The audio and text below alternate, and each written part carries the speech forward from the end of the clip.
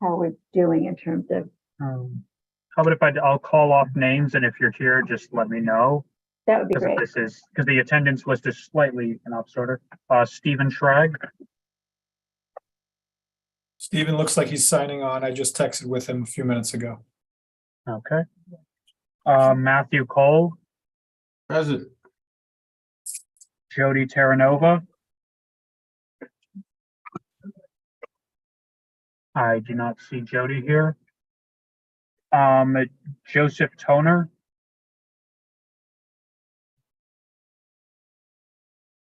Okay. Joni Amato. Here. Jan Perucchio. I'm here. Okay. Louis Rosado Birch. I see you there. Present. Leonard Lockhart. Present. Michael Morrow. Here. Ryan Dwyer.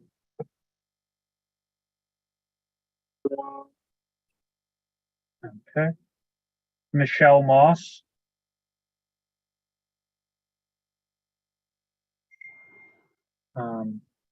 Michelle, I see you in the chat, I believe, or in the side there. John Salamone.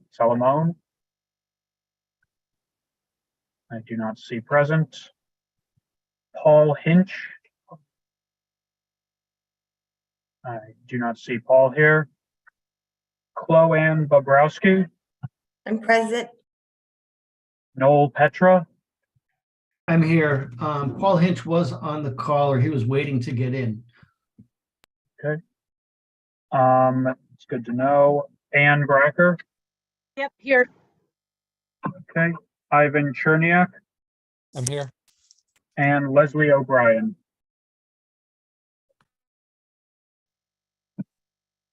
Okay, Leslie.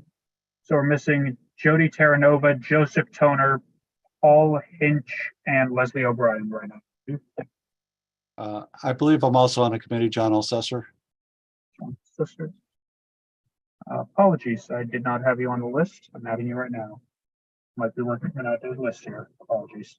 Paul just texted me, said he's muted for some reason.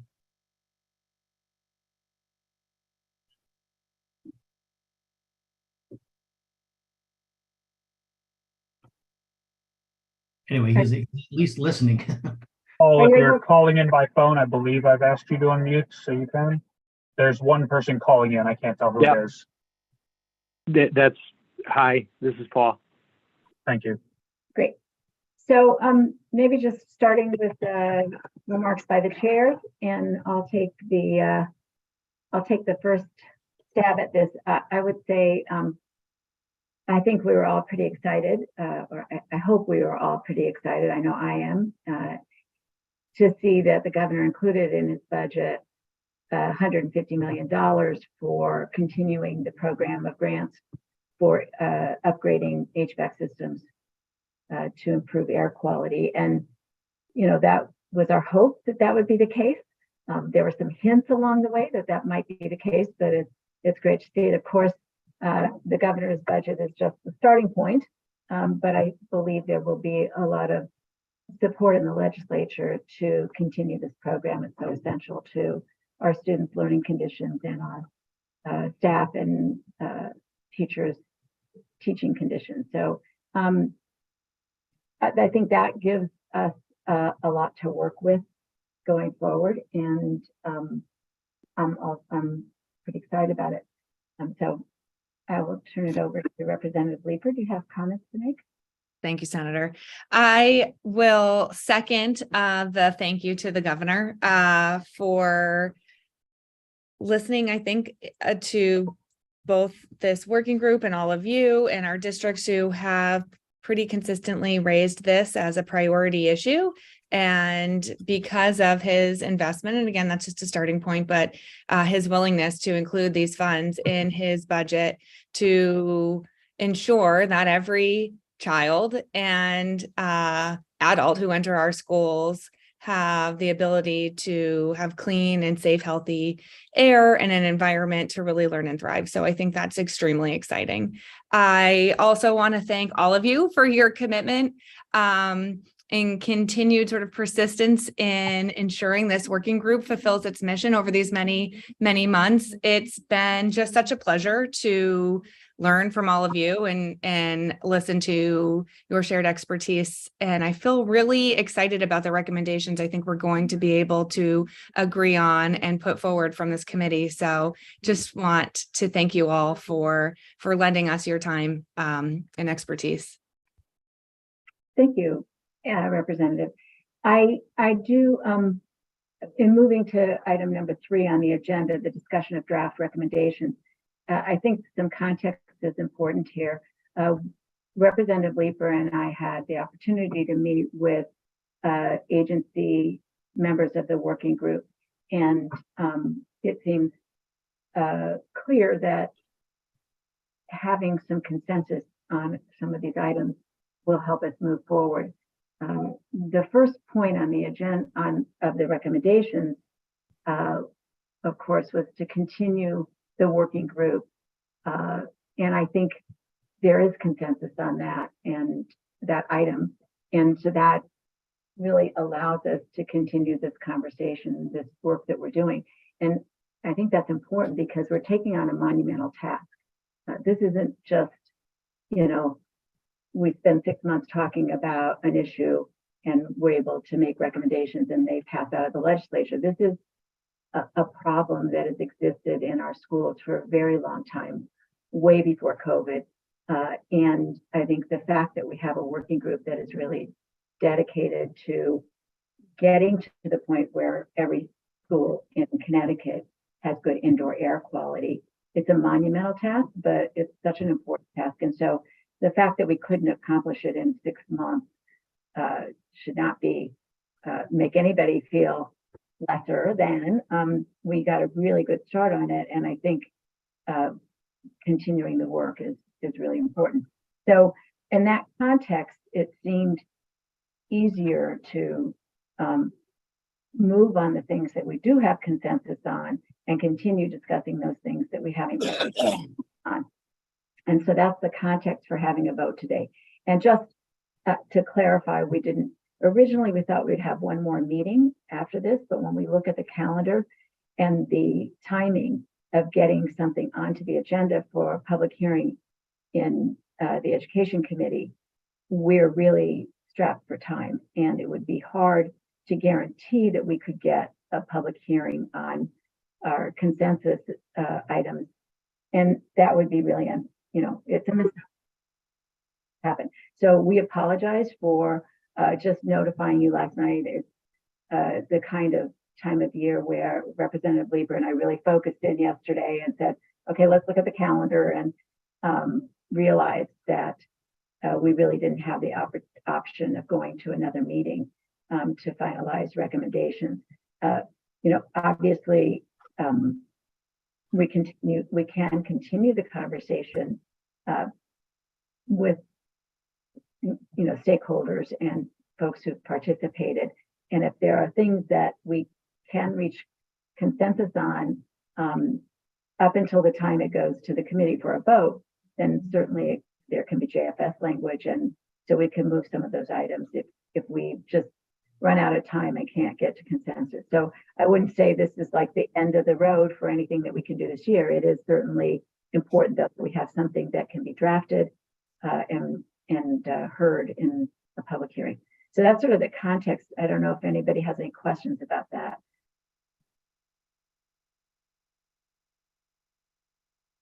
Okay, I don't see any hands raised. We also, and thanks to Representative Leeper, I really appreciate your work on this late last night. Representative Leeper incorporated the consensus items into the document that you have before you. So it makes sense to go through item by item, make sure that we have consensus. If not, to note that, and then continue the discussion around items where we might not have consensus yet. So that will be the process we'll start with. And you were all given a link to that document. I believe you got the link in your email that had the link for this meeting. Is that correct?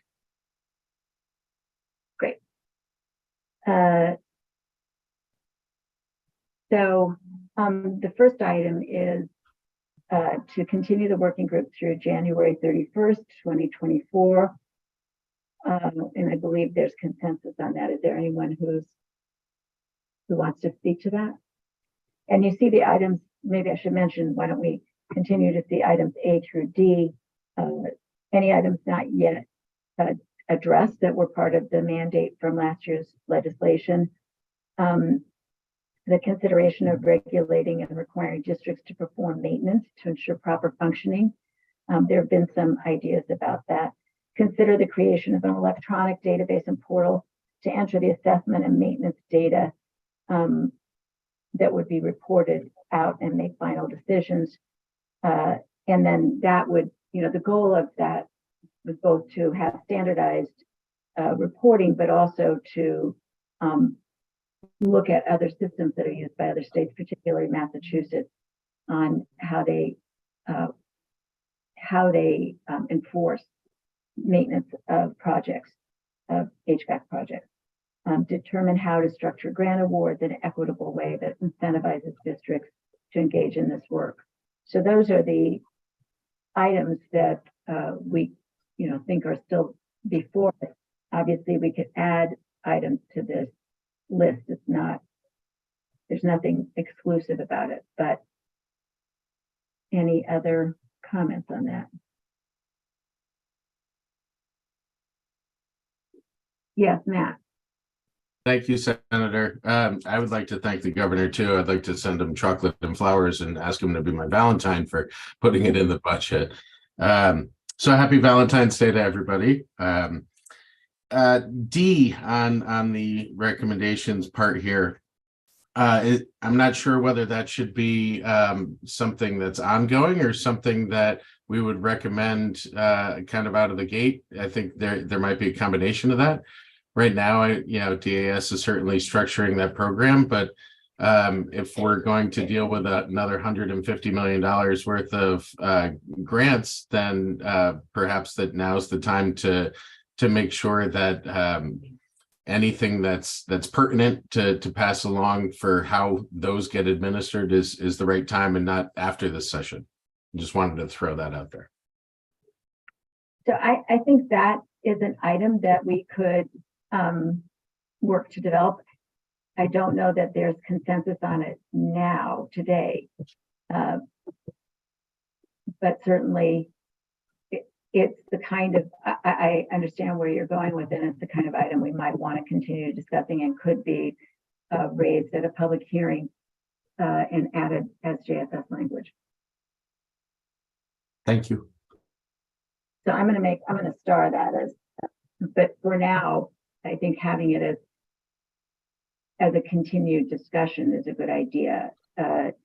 If in fact we can't reach an agreement this year on that, there's still another year, and we would still have a lot of time this year to develop those guidelines. And I guess I'm hopeful that allocations like the ones we've had for the last, we'll now have 3 years of $150 million each year would continue, because I think that it really needs to continue until we're at the point where we have addressed the needs in every school. So I agree with you. It'd be great if we could come up with agreement on this, but I think it is one of the more challenging areas. Any other comments? Can I add something, Senator? Sure. I agree, Matt, and I think it's a tricky thing to figure out the formula for how we do this. So if members of this working group have specific ideas, we would love that feedback. We did not get a tremendous amount of feedback on these proposed recommendations over the past week or two. And I think I'll speak for the Senator. We'd love to hear from you on that. And also during the public hearing would be another great opportunity for not only members of this working group, but anyone who has an interest in this to come forward with specific proposals for how we could equitably distribute these funds. So the conversation isn't over, and so I just want to reiterate what the Senator said. Thank you. Anyone else on the topic?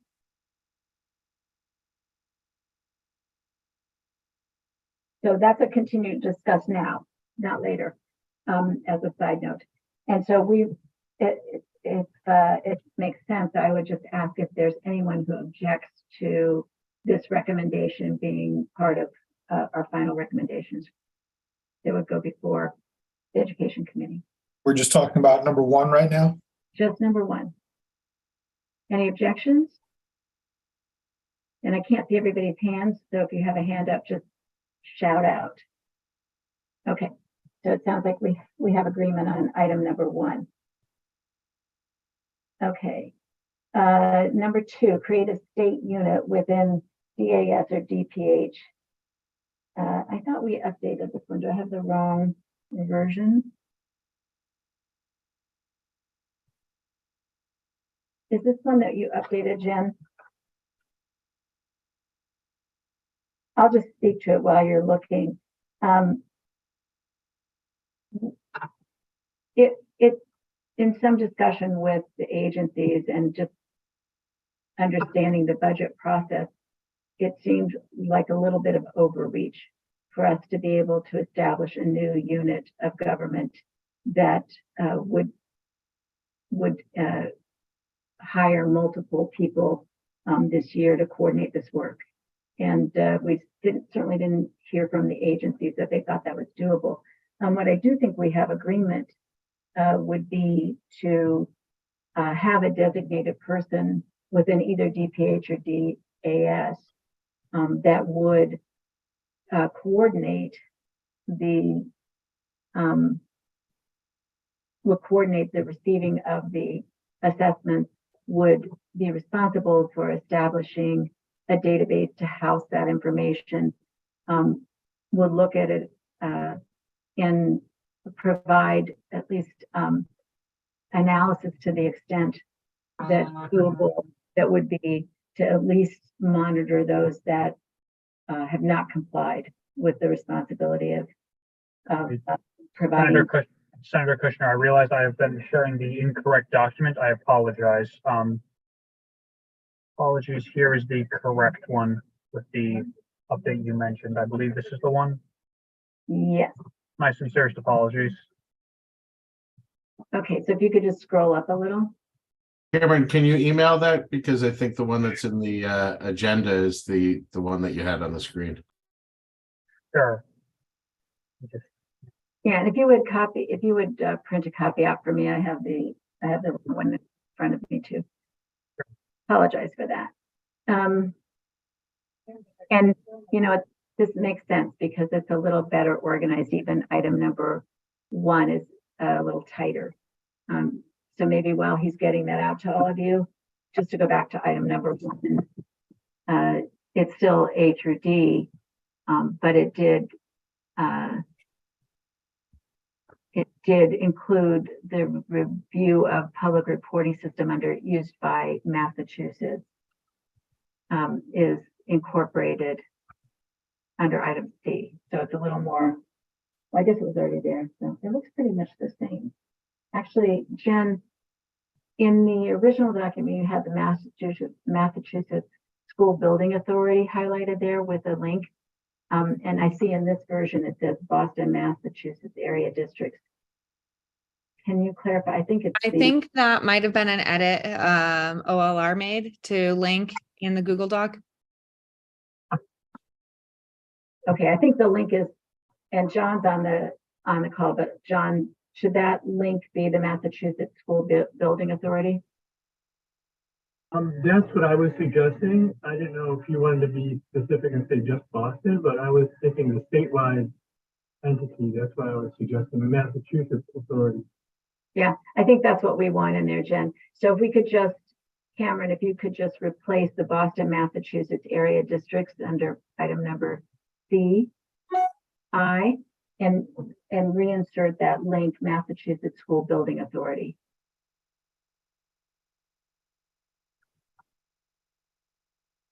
Okay, I think that's correct now. All right, so if you can scroll down, we'll go to item number 2, create a state position within either DAS or DPH that is responsible for managing, collecting, aggregating, and reporting the data from the 5-year HVAC inspection and evaluation via an electronic reporting portal.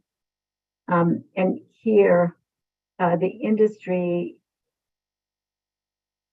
will, I would say instead of can. We'll get to hands in just a minute. Is this on the second point? Okay, we'll get to that in a minute. The industry will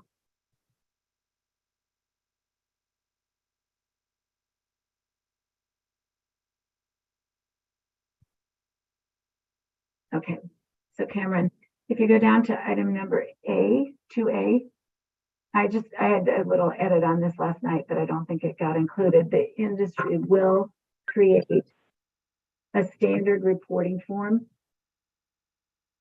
that the state will support in its electronic reporting portal. So, so this is sort of a combination. I think we gathered from talking to Matt Cole that the industry is working on the reporting form. So we want to, I think there's agreement that it should come from the industry, that you guys have the ability to do that most quickly. And we trust you, you know, all the elements of it. And then the state, this one person the state would find an appropriate database that we can use to maintain the reports. Item number B, the requirement to perform HVAC inspections and evaluations years in schools is existing law. And then item number C, housing the data centrally preserves the possibility of aggregating and analyzing the data to make decisions on funding requirements, future testing, identifying the progress that's been made, and also reporting on districts that are out of compliance. Ideally, data should be made available also to university and public health and for public health research. So now, Could I make the comment first part? we'll go start with Paul because he didn't have his hand up because he can't. So we'll start with Paul. Yeah, You have your sorry hand. about that. That's okay. I just wanted to be clear. So I'm with OPM. So obviously our concern has always been that any additional staffing we can't do because it would affect the general fund and the budget. So where we talk about create a state position, I think what we were talking the other day was more if we had somebody that was already on staff and we had a website where reports were, submitted to, where folks could access that, and it would also show who reported and who didn't. I thought that was the direction that we were going. Our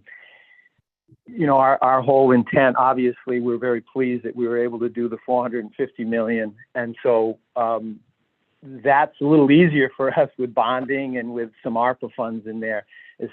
As soon as we get into the general fund, that's problematic for us. And that's where staffing is a problem. Okay, I see Noel and John. Let me start with Noel. So, DAS is also in support of what Paul just noted.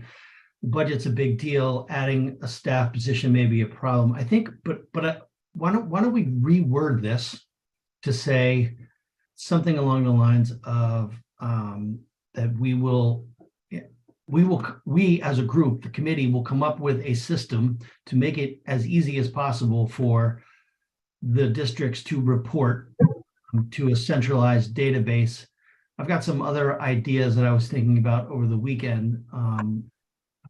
I just think this needs to be fleshed out. We certainly don't have the budget for a new position, whether it's DAS or DPH, even if we share it. But I think we should make this a consideration or research, or we need more time for this. I really think we need more time for this before we make an actual recommendation. So if we could just reword it to say, maybe the state in partnership with the rest of the committee will develop a system for districts to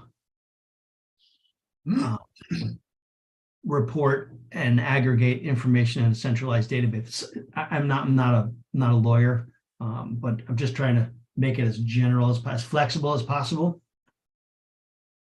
Can I Okay, just so- say, my concern is if we do that, then like who actually does it? Who owns it? And it just gets forgotten.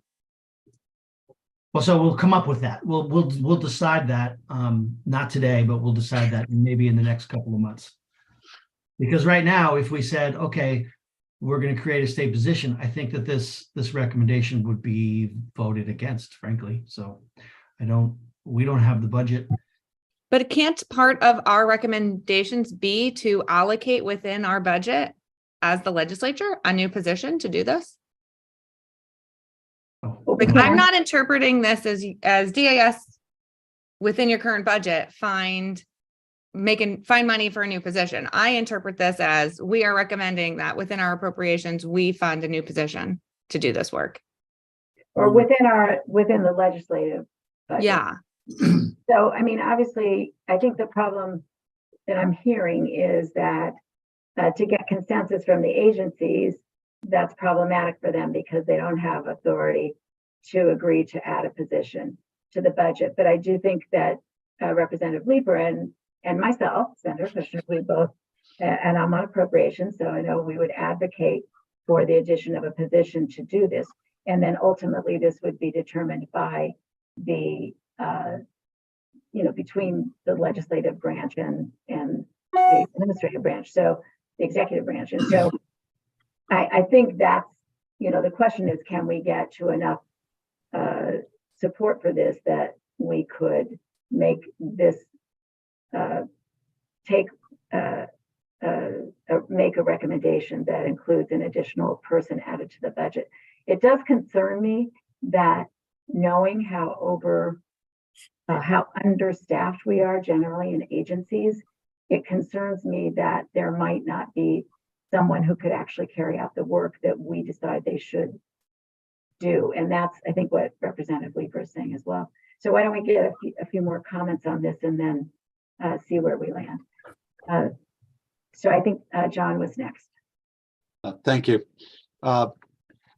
Maybe instead of create, assign a responsible agency that can provide staffing. But my comment was actually, given that the governor in his proposed budget is proposing $150 million worth of bond, how about saying up to 2% of that bond could be used for either staffing and or an outside agency or consulting firm? This work doesn't necessarily even have to be done by a state agency. There may be firms that have this database and collection capabilities. And given that we now know that there's support for that bonding, 2% of it would be up to $300,000 for a couple of years to do this task, and we wouldn't have to argue about what agency or adding to state agency budgets.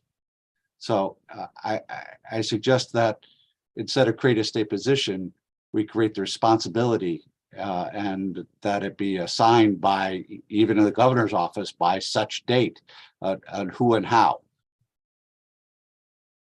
Okay. Next I have Steve Schrag. Yeah, I just want to reiterate that and echo what people are saying about the need to have a person be responsible for this. Years ago, I was dealing with a problem with asbestos removal at Southbury Training School. And when I found out that there was in fact regulations to require the licensure of asbestos contractor, but there literally was no person responsible for it, it was quite frustrating. So if there isn't somebody responsible, that means nothing will be held accountable for. So I think that having somebody in one of the state agencies, whether it's creating a new position or assigning somebody to it, is crucial to making it real. Okay, next I had Matt Cole. Thank you, Senator. I reiterate it again, what Steve was saying, someone responsible is certainly important for this. And maybe if we don't say within either DAS or DPH, I certainly understand Noel's position that I think that word within kind of leads us to think that they have to create that within their own budget. So if somehow we say we're clear to how it gets funded, that it's a new position, or I agree, this $150 million, like, why would we not want to spend money to make sure that it's well spent, to make sure that it's managed, to make sure that, it's like commissioning, we're protecting this investment. So part of protecting that investment is making sure that people are doing the studies and making sure that people are doing the maintenance upkeep. So as part of that bonding money, to be fiscally responsible and a good steward of it needs that oversight. So whether or not maybe that's within DAS, DPH, but certainly having a department to kind of manage all of that and coordinate that response is definitely important. Next, I see Lou Birch. Yeah, thank you, Senator.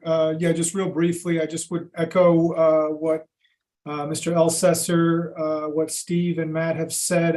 And actually this is consistent with our coalition's position, is that in terms of, once the funding stream is established for this, that a certain percent, a small percentage, 2%, I think, would do it, be set aside for the administration and oversight piece.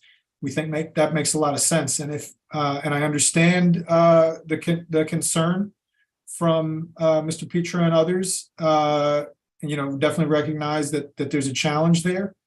And so if this is not a consensus recommendation, then perhaps we can find some language that starts to get at this question for our short-term recommendations, and we can continue to look at how we might fund this process moving forward when we come back to work on the other parts of the final report and final recommendations. Any other hands? I don't see any other hands on my screen. I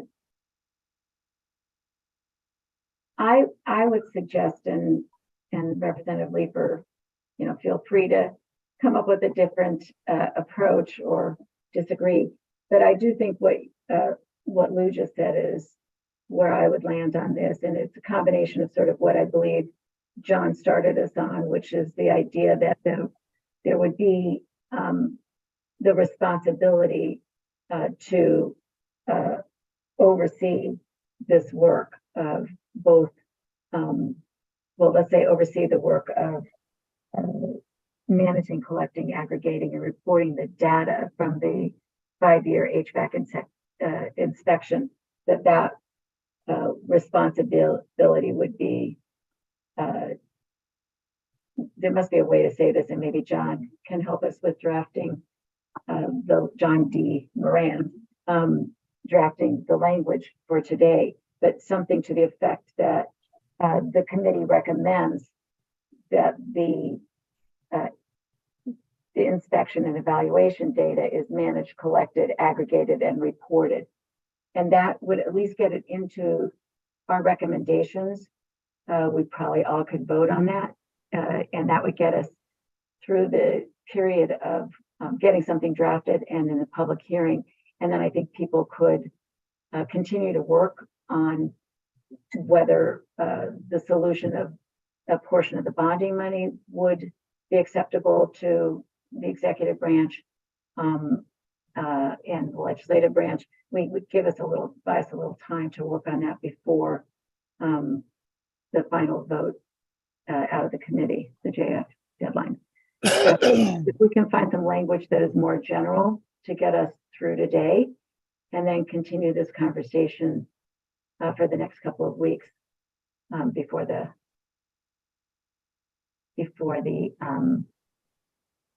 public hearing. Does that seem doable? Any objection to that? Okay, so before we finish this meeting, we'll come back to item number 2 and hopefully have a little more specific language that we can vote on. Let's move to item number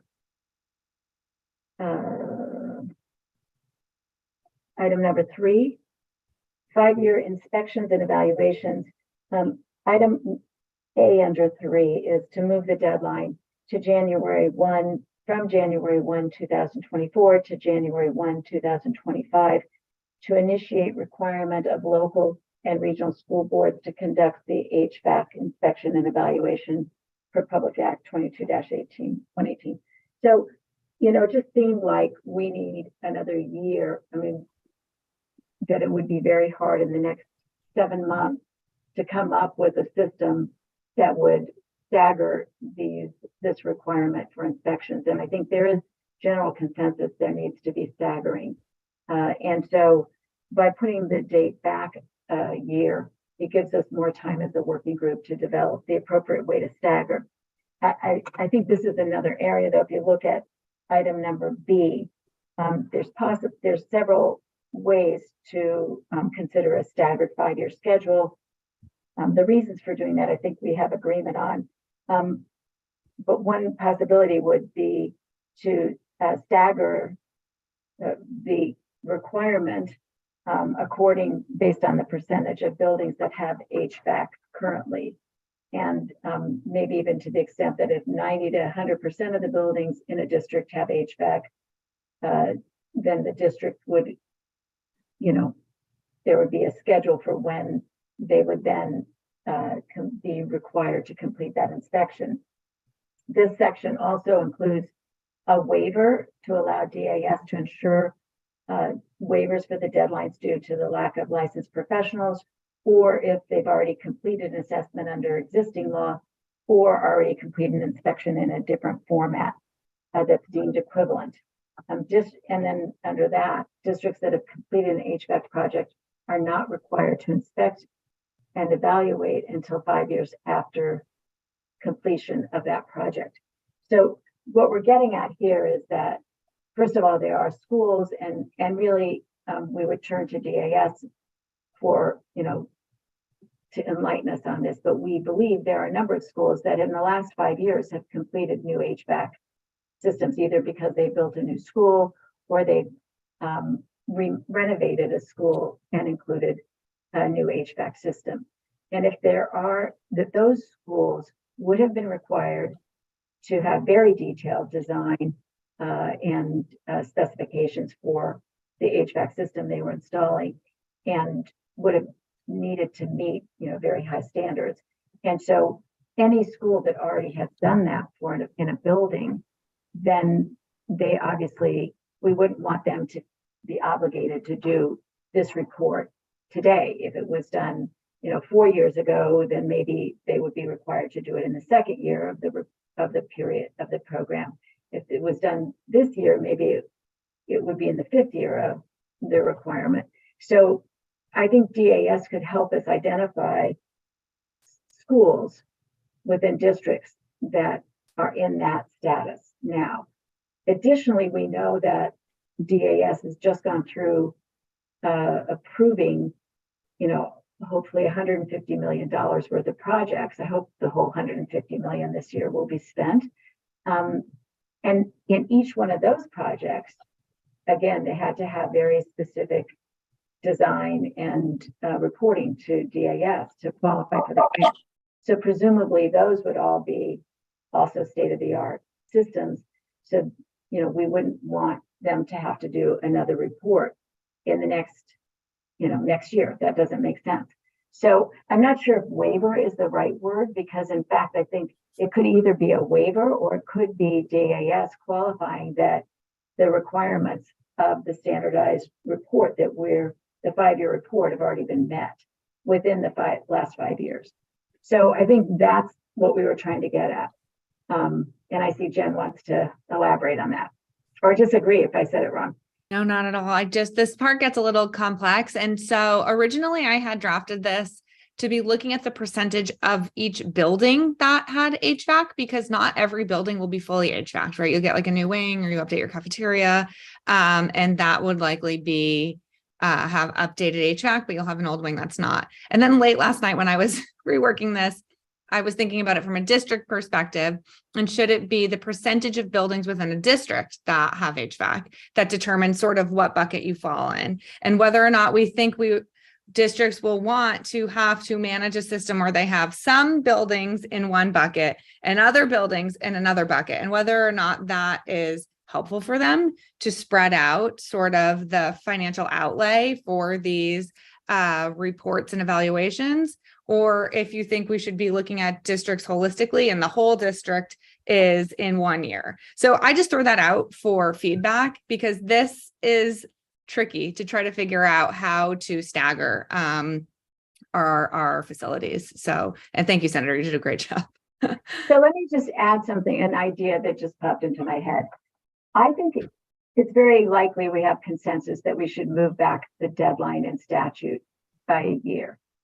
And if we have consensus on that item, so that would be item 3A, then we could continue the discussion of how we would stagger and when would it be a district be eligible for a waiver, or and when would they be considered to have met the obligation of the statute because of the work they did to get the school construction grant, the HVAC grant.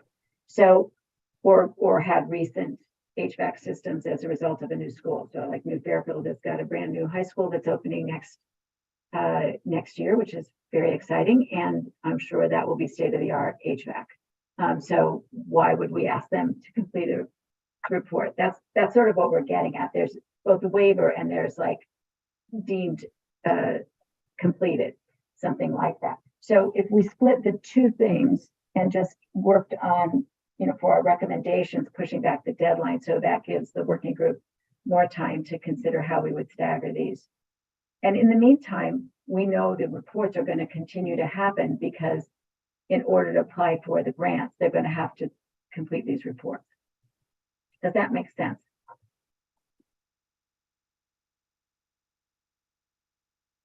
Is there anybody who wants to comment on that? I don't see any hands. And I'm guessing it makes sense. So. There are hands. You probably Okay. can't see my I hands. John can't see Elsesser. them.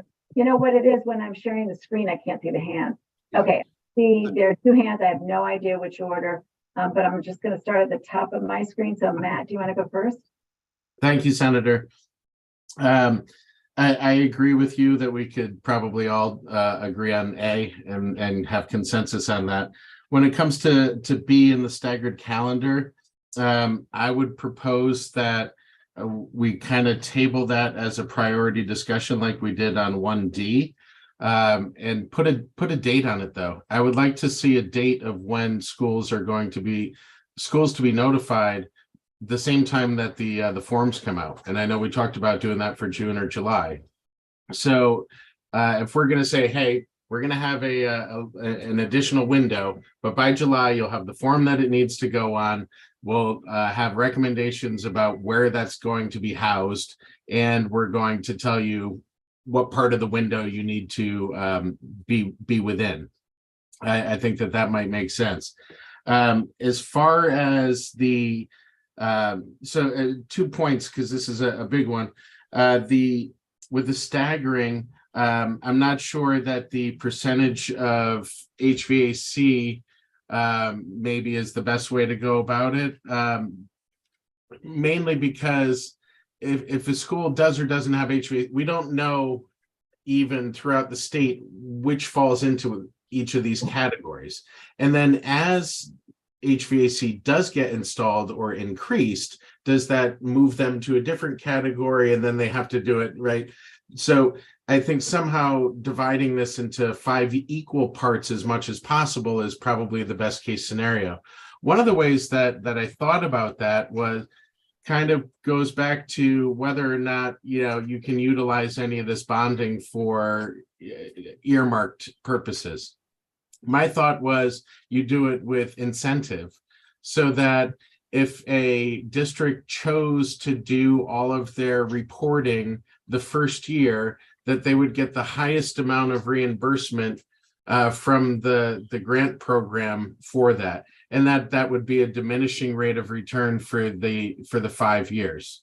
Just a thought to throw out there that the first year, if you got 100% reimbursement for this, and the last year you only got whatever your normal reimbursement was, that it might incentivize people to do it sooner rather than later.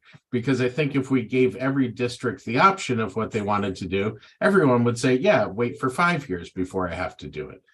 So I wanted to throw that out there. The last thing. Can I ask a question about that? Your last comment, that you would incentivize them to do it sooner rather than later. You're talking about to actually do apply for the grant to do the project, to do the upgrade. Not for the upgrade, for the assessment, because Just we've for all the said that, assessment. correct, because we've all said that the assessments can be funded through the grant program. So because we've, go ahead. Okay, I need to stop you there because in our call with the agencies, and we can ask Noel to clarify this or OPM, whoever's appropriate. I had heard it that way also from the discussion we'd had previously, but the report that, just so we're clear, maybe this is what you're talking about. The report that is included as part of the grant money isn't the testing and balancing report that we have in statute, but it's the report required to get the grant money. It's only, so you can't apply and say, I just want $20,000 to do the report. That is not allowed under the current grant guidelines. What you can get is the coverage of that essentially equivalent report because you're applying for money to upgrade or install a new HVAC system. Did I get that right, Noel? Correct. Any of the documents and any of the reports or designs that you use to A, apply for the grant, and then B, to perform the work, that's included in the grant. But the statutory mandate is outside of our grant. It's not related at all. And it's also considered to be maintenance through the regulations. And so we don't pay for that. So Matt, go ahead and just want to make sure you had that same information that we had and same understanding. Yeah, so I think that's news to the coalition and everybody else here. I think we were all operating under the assumption and had asked specific questions about whether the ventilation verification assessment could be funded through the grant. So there may have been some confusion with the way it was asked, but I think we absolutely need some clarity on that and that it needs to be documented. But I'll move on. As far as the deadline waiver, I would like to remind you all, when we first kind of had this committee formed, I was one of the first presenters and talked about how much money California spent on doing their IAQ and upgrades to HVAC, and also how much that they found after a year or two that it did not work out properly, and they did not have the sorry, a little distraction on the side, that they did not have the continuing compliance, that it kind of went downhill very shortly after all of this money was spent. And so I would caution against saying that if you've done a project within 5 years, you don't need to validate that. I think even more so, you need to continue to validate that, because we want to make sure that the money that we're spending is being spent wisely and that these systems are being maintained and continue to comply. So let me just respond briefly to that, because I do believe last year when we, when the statute was discussed and when it was adopted, the understanding was that those reports are important for maintenance purposes too, not just for new installations. But what we're saying is, if you've installed it in the last 5 years, if we're saying that it's every 5 years you do this report and this analysis and this, higher level inspection, then what are you saying, that you would want to do that more frequently for new projects? Because I don't think that's been under discussion. No, but I also know that we want to be careful about this, because if you upgrade one air handling unit in your school that has 30 of them, it doesn't mean that you shouldn't have to do a report for your entire school for 5 years. The entirety of your HVAC system is not going to be completely upgraded based on your one grant application. It's more than likely going to be one system or one part of a system. It might be your hot water system or your chilled water system, or your building automation computer control system. But that doesn't mean that you're actually maintaining a ventilation rate. That is why we're doing this assessment testing for IAQ.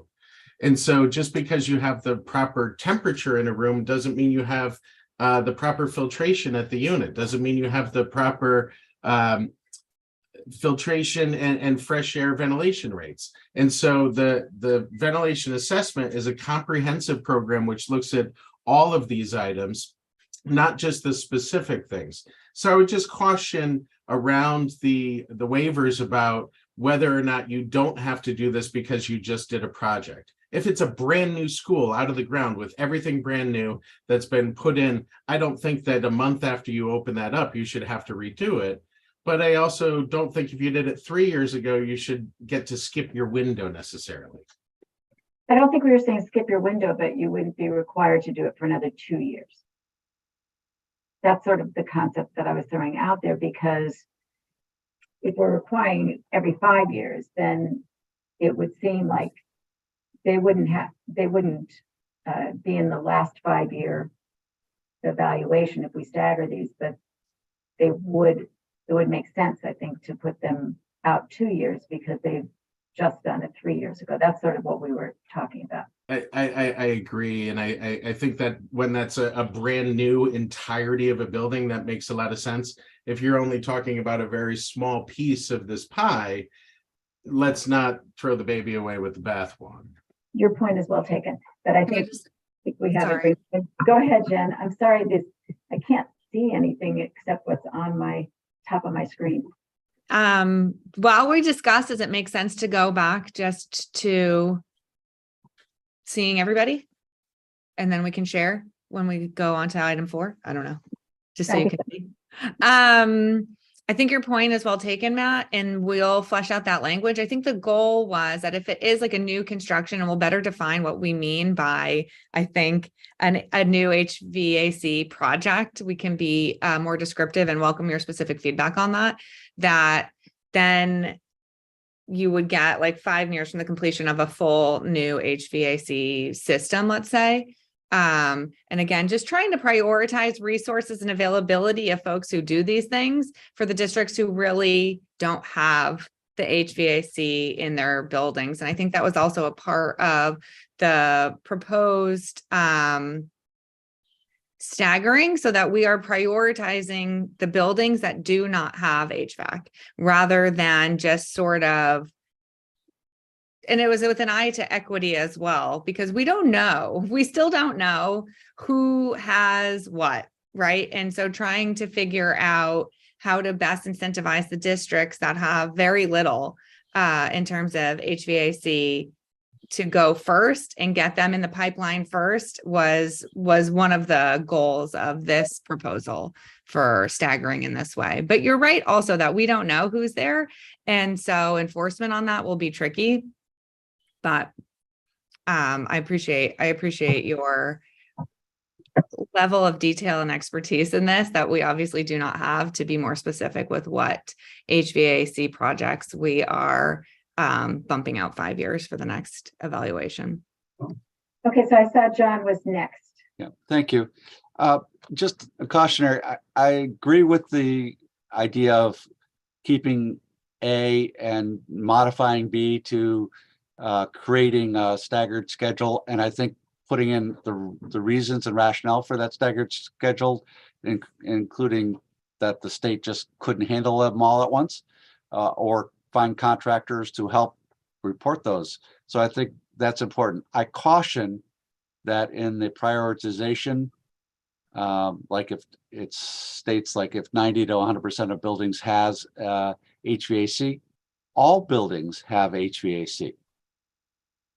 It's an all-inclusive term. The minute you have heat in a building, you have an HVAC. So I think you're talking about air handling and filtration systems and humidity control part of that. So I would avoid using just the generic broad category of HVAC, because other people will say, what buildings don't have HVAC?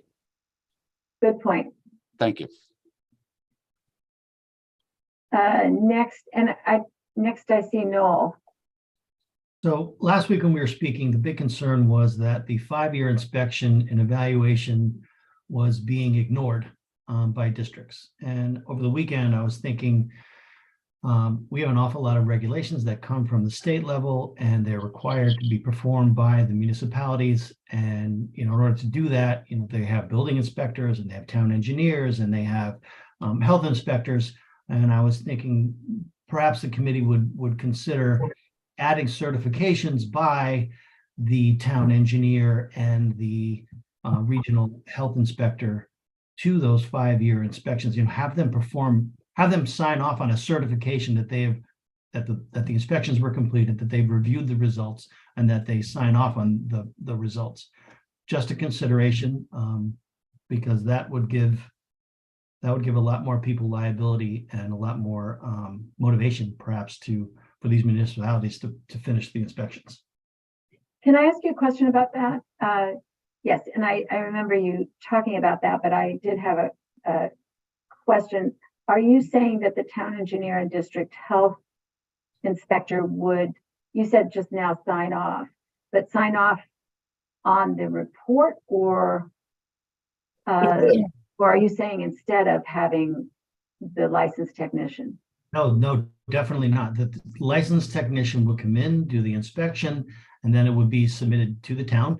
The town would then submit it to the town engineer and the district, or whatever the regional health inspector is, so that you get both of those signing off on the results, A, that the survey was performed, and B, that it complied.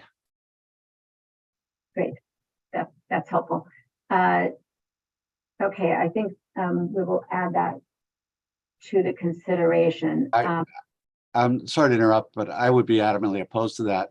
I have a civil engineer. I do not have a mechanical engineer on staff, and we are a regional health district, and they are not trained for that. So I think it's a big jump of assumptions, especially as you get more rural. We don't have that type of capability to review those staffs. I think that's a major swing, and they're not qualified, and they won't sign it because they'll be liable. So how are they going to evaluate whether the outside person did a good job or not? They're not trained for that. They're not certified for that. So I'm sorry, I'm opposed to that idea. Well, perhaps we can think of a different way to do it. Maybe someone else in the municipality who is responsible for managing their own HVAC systems could sign off. Could be the town, could just some other member of the town authority that maybe they don't review them, so they don't need the expertise, but they can certify that the inspection was performed. How about that be the superintendent's responsibility? Well, it already is the superintendent's responsibility. Then hold them to it. I mean, we got small towns out here. We can't do it this. I can't, and then you get into who's going to do the regional school systems. I mean, you're adding a whole new concept of responsibilities and liability that I just don't think that should be a small town's responsibility. We don't have staff. We don't have capabilities. We don't have the people. If there's a certified person that's supposed to do this, their seal is on it. They are responsible. Agreed. Okay, so this is an important discussion, but might I suggest that we're not going to come to agreement on it today? And so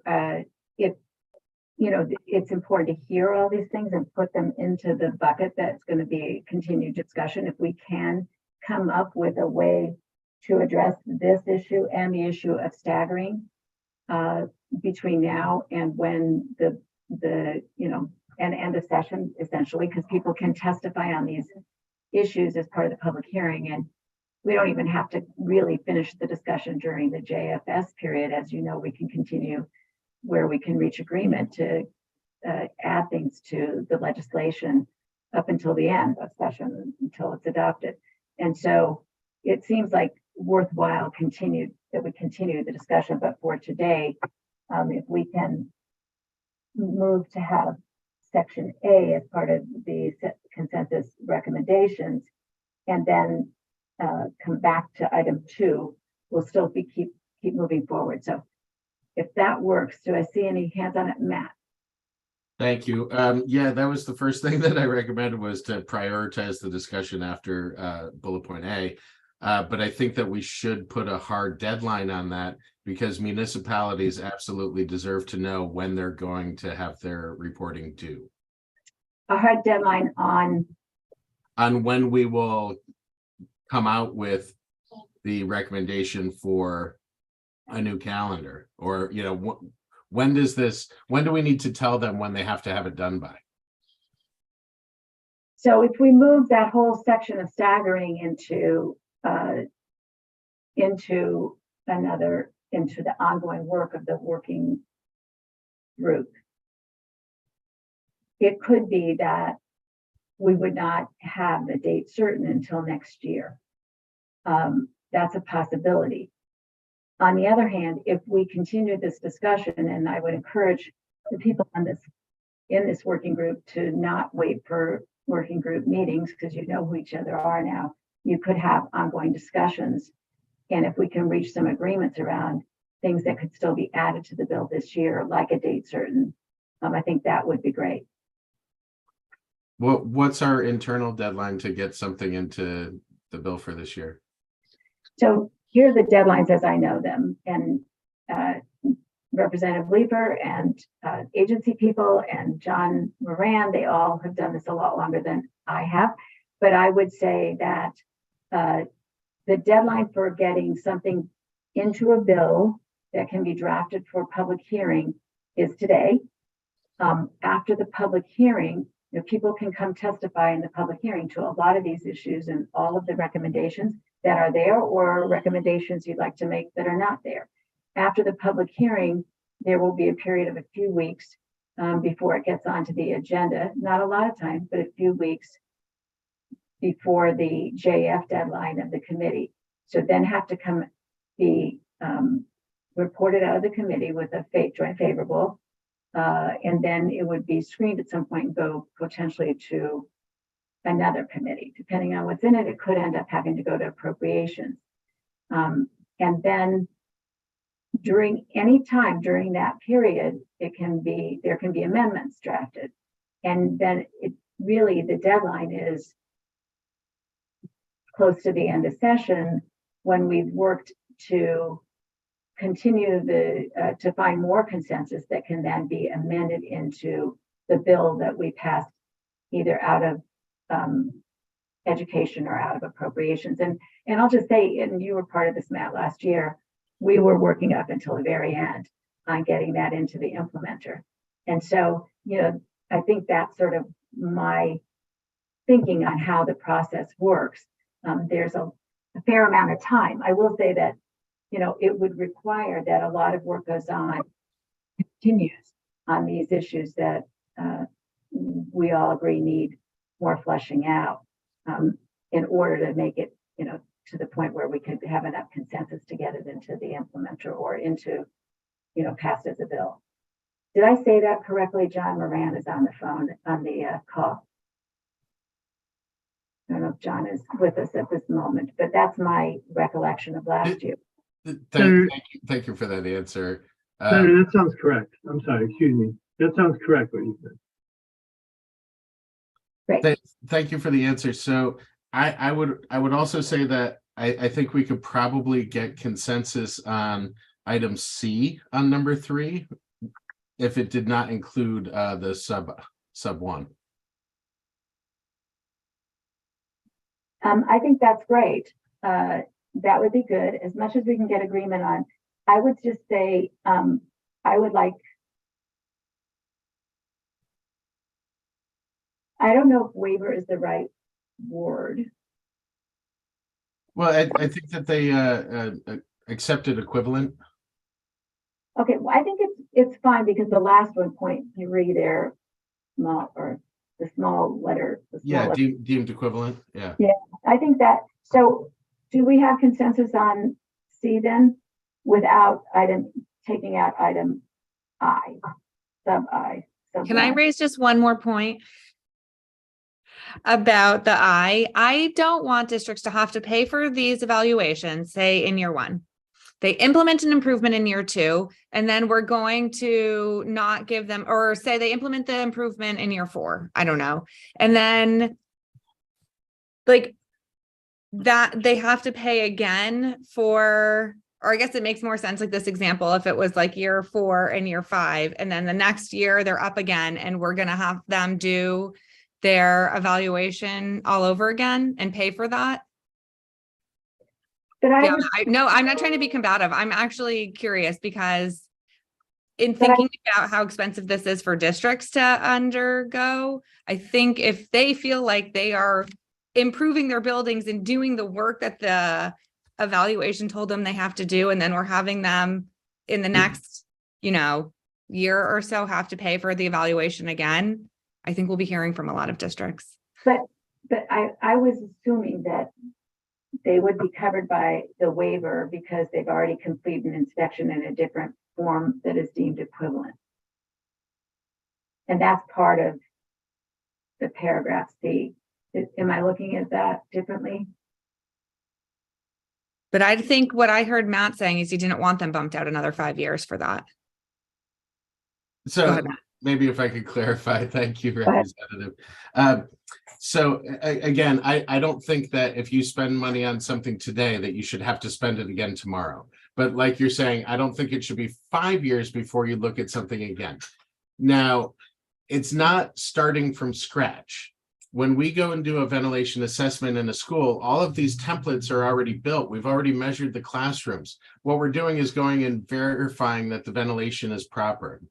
If someone does, so we take those results, which then go to a design professional, the engineer, and the engineer says, hey, you have to replace this system.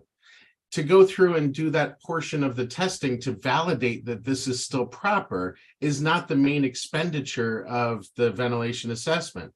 It's the combination of the first time you do anything, it takes a lot longer. The second time you do it, you're a lot better at it. So that's going to decrease the amount of cost for these districts. When we go through and do this a second time, we're just going through and bombing through, taking the measurements. If everything is compliant and we check that box off, that doesn't need to go to an engineer to then say, oh, I have to figure out what you need to do to fix this, because everything's compliant. So it's really just a validation that the money that they spent to do this project was effective and is actually doing what it's supposed to. Everybody sleeps better. Yeah, you spent $5 million on your new air handling unit, but nobody ever flipped the switch on and it doesn't work. You should probably know that, right? Is that not a part of a project? Well, it should be, but it's not necessarily. So that's what I brought up California when they spent all of the money and then they went back to these districts 3 years later and they all failed because no one maintained that continuous compliance. Nobody went through and checked every year that the filters were changed and the belts are good and signed off on the maintenance. Nobody did the annual walkthrough for tools for schools or anything like that. It just, hey, we spent it, we threw a bunch of money at the problem, and then we wind up with the same problem 3 years later, or it wasn't maintained properly, so the life expectancy goes down. Now we're throwing good money after bad. So I think that it's not an overreach to say, hey, if the state is giving, if as a taxpayer, I'm giving somebody money to go and fix something, I want to make sure that it stays fixed and doesn't go bad really quickly after that, because then I wasted my money. I just want to make sure you know that the recommendations are for every 5 years and not every year for a certified technician to do like the rebalancing and. No, I understand. It's still every 5 years, but I'm saying like there has been no continuous compliance. Yeah, and we'll talk about the other one later, but every 5 years, regardless of where you fall. So, it just seems that it's a good gut check on how much money we're giving out in grants that it's going to pay off long term, not just short term. So I want to go back to Jen to see if you're comfortable with the way 3C is written, if there is consensus on that without the bold underneath it, the subsection. We can't see the document. Sorry, Senator. Oh yeah, you got to go back to the document. Cameron, can you put us back to screen sharing? Thank you. And then if you could.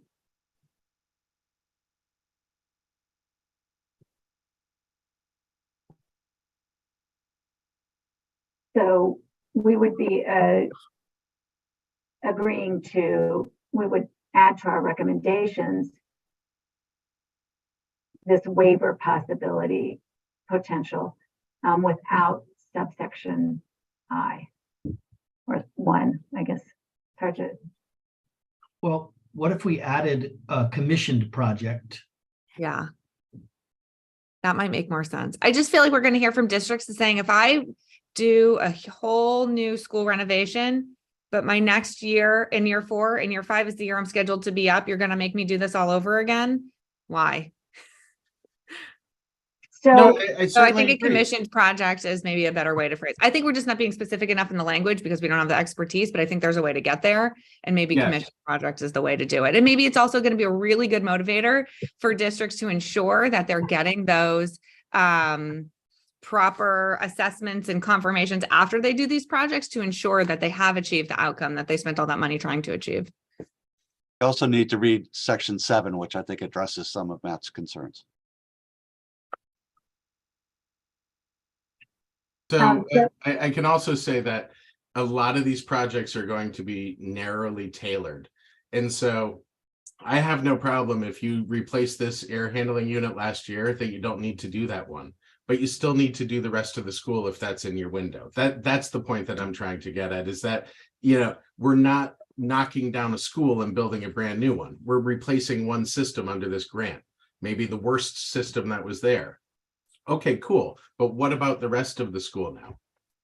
So that's why I think if we can continue this discussion and then add in, so Noel, are you suggesting that item C, and then these numbers are confusing to me, but I guess it's the last phrase there under 3, the 3 I's, that instead of saying already completed an inspection in different format, but is deemed equivalent, instead putting a commissioned project. But that was one thought, but I think there needs to be more to it. I think that you're correct, that we should continue this conversation so that we can find a balance between Representative Leeper and Matt's concerns. Both of them are valid, frankly. Yeah. We just need to find the middle ground. So maybe instead of trying to work this, what if we just added a 4 there that said or commissioned? Not there, Cameron. Added and not there. Take that out. Okay, and added after equivalent, you know, Roman numeral IV. Nope, not there. Back where you were, deemed equivalent or a commissioned project. Okay, that's fine. That's close enough. Are people okay with that?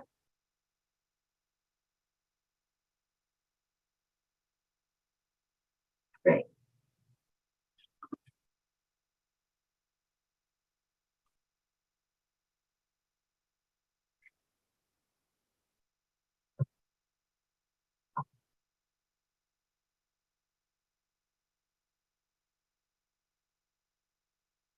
I can't see the whole screen. Is anybody's hand up?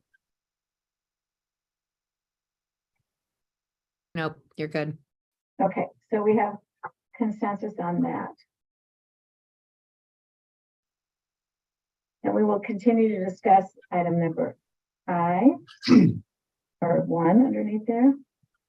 So are we editing this as we go? Yeah, we are, because we're trying to get this done today so we can vote. Yeah, on it. understood. So if that's the case, Cameron, are we taking out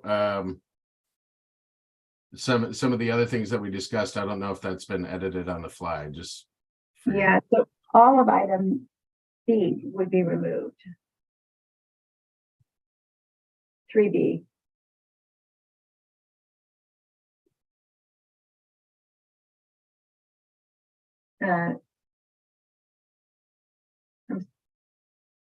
I'm not following you, Cameron. Yeah, you can take that out, but I don't know what you From 3B. you can take that out. Did we take out 1D?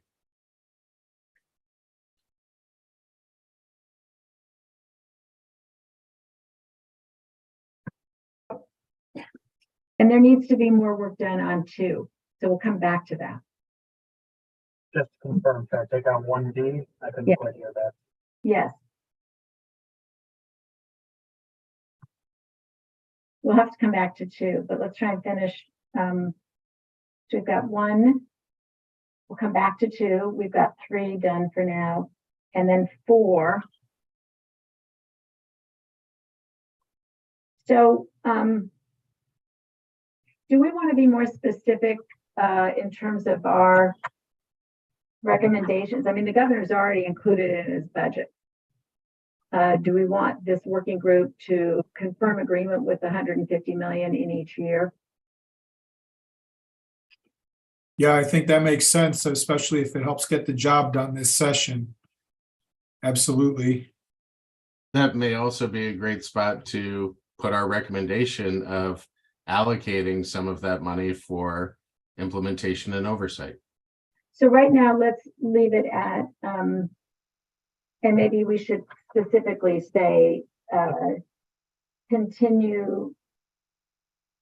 I don't know if continuing is the right word, but maybe just say that we recommend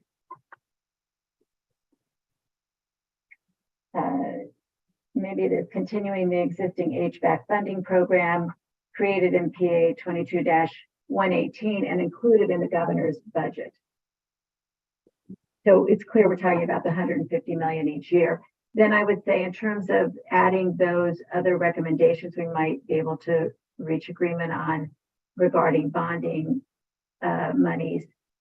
Let's leave that out for now but let's mark that as something we would come back to discuss. Senator? Yep. I have it's almost like a technical conforming suggestion for the existing grant. In the existing language for the existing grant, we put a deadline for DAS as of July 1st, 2024. If the town had not completed the required 5-year inspection by that date, they could not give out more grants. So we should just kick that out another year too. It's just a conforming thing because of the other deadline being pushed out. Just so and that would be, and then that means you have that section in the bill if you do want to consider like something about the 1% or 2% could be used for, Okay. John, could you, while we're talking about the next item, could you work on a simple way to include that? Yeah, it would just be, I think what you want to do just to coordinate with the other date, just kicking out that date another year. It's a date in that section of the implementer. I'll grab it and send it to Cameron. Okay, great. Thank you.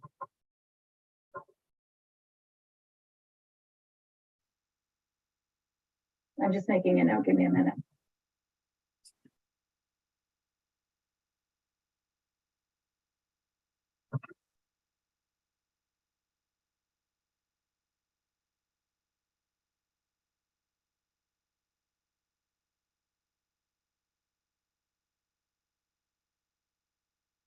Okay. So the next is adopt item number 5 is to adopt a regulation on optimal school temperature. And in our discussion with the agencies, it was expressed to us there was a belief that the agency that we could do this through adopting a regulation rather than making it statutory. That seemed like a good compromise because it would accomplish the same thing, that there would be a regulation that stated the optimal temperature range, but and someone from one of the agencies could speak to this about the concern being that if it was statutory, it could be misunderstood as a requirement to close a school because you didn't reach the optimal because you weren't within the optimal temperatures. So I don't know if someone from the agencies wants to talk about this.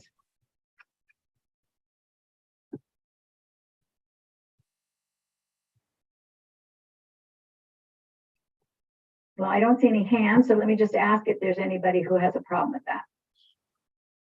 I don't have an issue with it if it helps us to advance the conversation. I'm agreeable to it. I do just want to point out that Jan Peruccio, before she left, had put a question in the chat. I can read it if it pleases the chair. Sure. So sorry, I have to attend another meeting. I'd commented on the previous draft regarding number 5, optimal school temperature. I asked that we consider times when the temperature may drop below 65 or above 80 for a short period. An example of this would be when large groups of students are entering and exiting a building for recess or practice evacuations in the winter. Temps may very well drop below 65 for a period of time following this event. It's particularly true in buildings where each classroom has its own door or each wing of the building has hallway doors. I just want to respond to this. I understand the concern. I have no real issue with what she's saying. I just think that the point that she's making is more relevant to the conversation about extreme heat emergencies and temporary school closure criteria, and not necessarily with the guideline. I think we're just trying to set an optimal indoor school temperature here that schools should be able to meet. We're not specifying school closure protocols at this point in time. And so I'm not opposed to what she's saying here. I just, I think it's a slightly different conversation that we should have when we have more time. Yeah, and I think that in our earlier discussions, that's always been, I don't think anyone has proposed this as being statutory and require closing, because we know that that's a more complicated issue. I do see 3 hands. So, and Joni put into the chat, if somebody could explain the difference between a statutory, creating it as a statutory requirement versus a regulation. So I don't know if John Moran wants to handle that, or if there's someone from one of the agencies that would address it.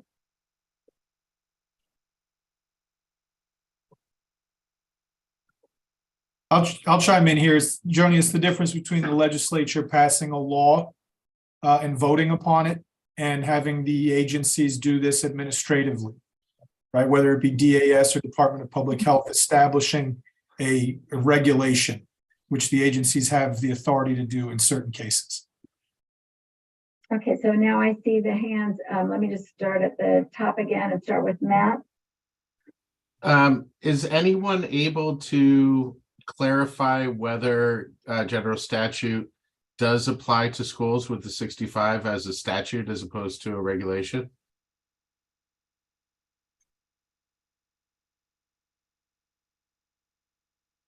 We have some reference that we can point to of Department of Public Health acknowledging that or essentially interpreting that this does apply to Hey, schools. Lou, let me interrupt you for a minute because I see Ivan's hand is up, and Ivan is from DPH. So could you maybe allow Ivan to address that? Absolutely. Ivan, you're on. Actually, I think Lou was on the correct track there. I mean, we have references to it. It's more, so there's a specific legislation or specific rules for certain types of buildings like offices and so forth, which is written in, and that has been, to my understanding, applied to schools as well. I don't know if I don't believe there's anything necessarily in statute, but I'm not an expert on that subject off the top of my head. So I think Lou was correct in terms of that. So, are you done, Ivan? Yes. Yeah. Okay, so let me call on John and then we'll come back to Matt if you still have a question. Thank you. I support the idea that a regulation, just for everyone else, regulations do require public hearings, et cetera, for the agency to get input into it. For schools that do not have air conditioning, 80 degrees is a tough road to hoe. And given normal winters and statutory regulations, you have to finish the school year by June 30th, and you can't have part days or double sessions, and it can't be in school on weekends. It could be very difficult in some cases. So regulation could address some of those concerns. Also, and I think there was some discussion here about for how long. I mean, and I think that's a valid point. I mean, sometimes say the oil delivery truck's on the way and you have to bring out school buses and send people home when you know that the heat's going to come back up in the building in a few minutes. So I think regulations are where they can get into those details. So. And I do want to reiterate, I appreciate that, but I also want to reiterate that this optimal temperature range is not being proposed as having a direct relationship to, we're not proposing that you close a school or a part of a school when the optimal temperature range is not in effect. So, but I think, you know, that reassurance needs to be there for superintendents and for towns about how they would administer this. And we recognize it's a conversation we need to continue to have and try and, you know, figure it out. But right now, it's clear that there hasn't been a solution proposed by anybody, the coalition or the agencies, that would address when we close schools. We know that schools are already doing it, and they're doing it in some common sense way. But there may be a point we get to where we can define that what is generally considered common sense and now make that a requirement so that somebody maybe isn't using good common sense in some situation. So great. I see Ivan has his hand up still. Is that, did you want to say something else, Ivan? No, hands down. And what about, did I? Oh, no, I'm sorry. I was unmuting. So yeah, I think for this one, I think the main thing too, we want to make sure that it's clear that this is not, you know, this is not like a necessarily a health range. This is more a comfort range. And as you know, we've kind of said before, I think we're okay with this as long as it's not being interpreted as a health range. I mean, I think that this is a much more complicated issue, and we also want to give a lot of flexibility to schools at the local level. I mean, there's like, for instance, a lot of elementary schools, which I know are much less likely to have, cooling systems, but they might also have great places outside, for instance, where they can go out in the shade when it's hot, where it's, would be perfectly acceptable for them to be outside. There are a lot of strategies and things that can be used. So I've always been pushing on this one related to, this is more for starting a process. I mean, obviously, if schools can stay within a comfortable range, that's great, but it's also just, it's a comfort standard. And there are plenty of people who would find these temperatures too cold and so forth. I mean, it's really somewhat of a subjective range, more than like a health range. And there are people who do go to school, in equatorial regions across the world at much higher temperatures. And I think we always want to prioritize education, making sure that kids are completing those 180 days and are not, and schools are able to kind of comply with that. I just want to make sure that this doesn't, that the language is flexible enough so that, schools can kind of work with this, since I think this really is should be more of a process for, how to address an issue. I think, since there are a lot of steps that can be taken. Yeah, go ahead. Oh, go ahead. And again, I think we keep moving into the realm of school closures, and I think we aren't intending to do that today. So I did see that Joni had her hand up, and as wanting the teacher's perspective on this is important. So I'm going to call on her next, and then I'll come back to you, Matt. But I do want to caution that we are getting close to 12:30. We can go over a little bit, but I know people will start losing people. So I would like to try and get to the last point, and then see if we can't vote on the items that we have consensus on. So if we could move quickly, Joni and then Matt. Thank you, Senator, and I will be quick and brief. I just wanted to say, Ivan, I appreciate that perspective, and I totally get the need for flexibility, and obviously we need kids to be in school, and they need education. I just want us to really, really consider what that really looks like. We're legally requiring kids to be in school, and I know we talk about 180 days, but 180 days at what cost? What do those days look like? we say it's a comfort thing, but is it? Because I've been in schools where kids are passing out. And if you are passing out from heat, to me, it's no longer a comfort issue. To me, it's a health issue. The reason there are laws about the cold is because we have data showing that it affects your concentration, the cold, it slows your blood flow and affects your ability to concentrate and things like that. I'm very curious of the data. I know that there are studies that have been done about the effects of, hot temperatures. And I think that's something that we really need to consider. There's laws about keeping animals in cars at certain temperatures. When you really put that into perspective, that we are legally requiring pet owners to keep their animals in certain temperature ranges, yet we are legally requiring children to attend school in unsafe temperatures that exceed these that we allow for animals. I think that's something that we need to really consider. I don't know that going outside is necessarily a solution because, you look at the number of allergies that kids have and people have, and there's trees and there's grass and there's all sorts of other things that you're introducing outside. That's, if you're dealing with a kid with an allergic reaction, they're not able to concentrate and focus as well. So I know it's a very complicated conversation, but I think that we really need to discuss what that really looks like inside a school.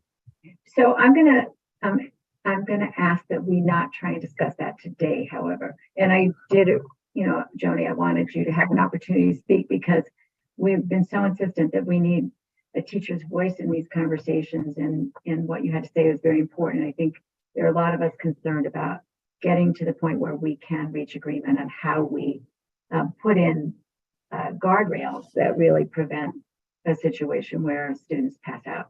So I know that's a discussion we have to have, but I'm going to ask, unless it is really critical that we get through this today. So unless it pertains directly to the line about, let's say, adopting regulations, item number 5, and if it doesn't relate to that, I would ask that we see if there's consensus and move on. Okay, I see Ivan and Matt. So Matt, do you want to go next and then Ivan? Thank you. And thank you, Joni, for putting a good face on what we're talking about here. So my question started with the difference, it was Joni's as well, the difference between a regulation and a law, right? So does that mean that regulations are not enforceable? I just want to understand what a regulation actually means. And secondly, if everyone seems to agree on here that the DPH has interpreted the statute, so that's statutory law. So if we're talking about guardrails, then maybe we could establish the guardrail on the left-hand side of the thermostat if we can establish the one on the right. And if 65 on the low end applies to schools as has been interpreted, well, then I don't think that needs to be a regulation if it's already a statute. But let's clarify that it actually is a statute. And I think there was another hand, but I'm not sure where that hand went because it went down. Because I'm about to make a recommendation, which is that we pull item number 5 out because I don't think we can find, don't take it out yet, Cameron. I want to suggest that we take out item 5 because it doesn't seem like we have consensus on it today. And we can continue the discussion around it. I mean, I didn't necessarily hear a conflict over, maybe I missed something here, but I don't think I missed the, I don't think I heard someone say that they were opposed to the idea of a regulation for optimal school temperature ranges. We've just been debating the school closure piece, which I agree is. Well, it's a little different because what Matt just said, which may be totally accurate, is that if we already have a 65, a cold in statute, if DPH considers the statutory requirement that buildings not be, that they have to be maintained at a temperature above 65, if that applies to schools, then what Matt just said is why are we doing a regulation on it? But I would just say to that that part of our position from day one has been that we need to clarify that that's not explicit. that it really needs to be clarified. All right, so I'm gonna put this to the group. Let me just put it to the group and see if we have consensus. Would we have consensus on item number 5 at this point? Is there anyone's disagreement? Okay, A little bit. I mean, it's like, I think we're close. It's just, I just wish there, I just think it needs to be maybe just clarified that this is based on comfort for the, well, so can I suggest, Ivan, that we make it part of our recommendations, and then if you think there's a way to clarify that we could reach agreement on before final adoption, we can certainly continue to discuss that. okay. But it sounds like there's consensus for now on item number 5. Okay, so then moving on to item number 6. Make existing inspections biannual and standardize the related reporting. This is where we would like to say that schools need to use schools for tools. So that would be one thing. And that instead of doing it every 3 years, as is currently in statute, that we would move it to every 2 years. And I believe there was agency consensus that 2 years would be appropriate. Luke. So I guess I'm just wondering where the 2 years came from. We had a number of guest speakers, and we also put significant discussion into the draft document that we put together, where really all of the experts were saying this needs to happen every 1 year. So this seems a little bit arbitrary to me. And I'm just wondering, what was the logic? Well, I'll tell you what my logic was. Last year, we had extensive debate and discussion on this issue in all those off-the-record meetings we had to try and build consensus around the statute. And I know that the coalition was really advocating for every year, and that the executive branch was in strong opposition to every year, but made a concession of going from 5 years to 3 years. And I just thought this was something we could get done. And it seemed to work, that it was a compromise between 3 and 1. So I don't think there was there wasn't a lot of discourse on this, Lou, but it did seem like a move in the right direction. And again, I would recommend that if we have consensus on every 2 years, that this is an area we could continue to discuss amongst members of the working group. And if we can get a consensus before the end of session to go to 1 year, I'm certainly in favor of that. I just don't know that we're there yet. We haven't gotten that far. So it seemed to me it'd be better to move to 2 now, if that's where we are, and then continue to work on that. That's my explanation. Your hand is still up, Lou, but I see Matt has a hand up now. So let me call on Matt, and then I'll come back to Lou if you have a question. So from a negotiation perspective, if everyone in this group is in agreement with 1 year, then a negotiation would be to go down to 2, not up to 1, it seems. So I would think that you would want to start from the strongest position, your ideal, and work backwards from there, instead of trying to, if we say, hey, the recommendation is 2 years, and then we get before committee and we go, well, we really want 1. Well, why don't we start with 1 and feel that we could back down to 2? I mean, just quite simply, I don't know that the agencies are prepared to go to 1. If I'm wrong about that, the agencies, if somebody So can anyone talk about why they would want 2 instead of 1? We've all certainly made our case for 1. I haven't heard anybody make a case for 2 yet. That's all. So I think we need to be clear, what inspections are these? Are these the IAQ inspections, or are these No. the HVAC inspections? This is the tools for schools, very specifically. I think we should add tools for schools in there. Well, so that's in there, but Oh, now there it is. Yes. Well, it all is right. in there, but the question is frequency. But we also say and HVAC inspection. There are 2 different inspections. One's an IAQ tools for schools, and one is an HVAC inspection. So I think that's just a drafting error because it's confusing, but we're saying require the use of tools for schools. I think that the indoor air quality and HVAC assisted inspections was meant to describe tools for schools, but if that might be confusing. So I agree. Why don't you take that part out and just put the period after tools for schools? We didn't intend it to affect the 5-year report. So is could there be agreement on this call to do 1 year? Anne had her hand up.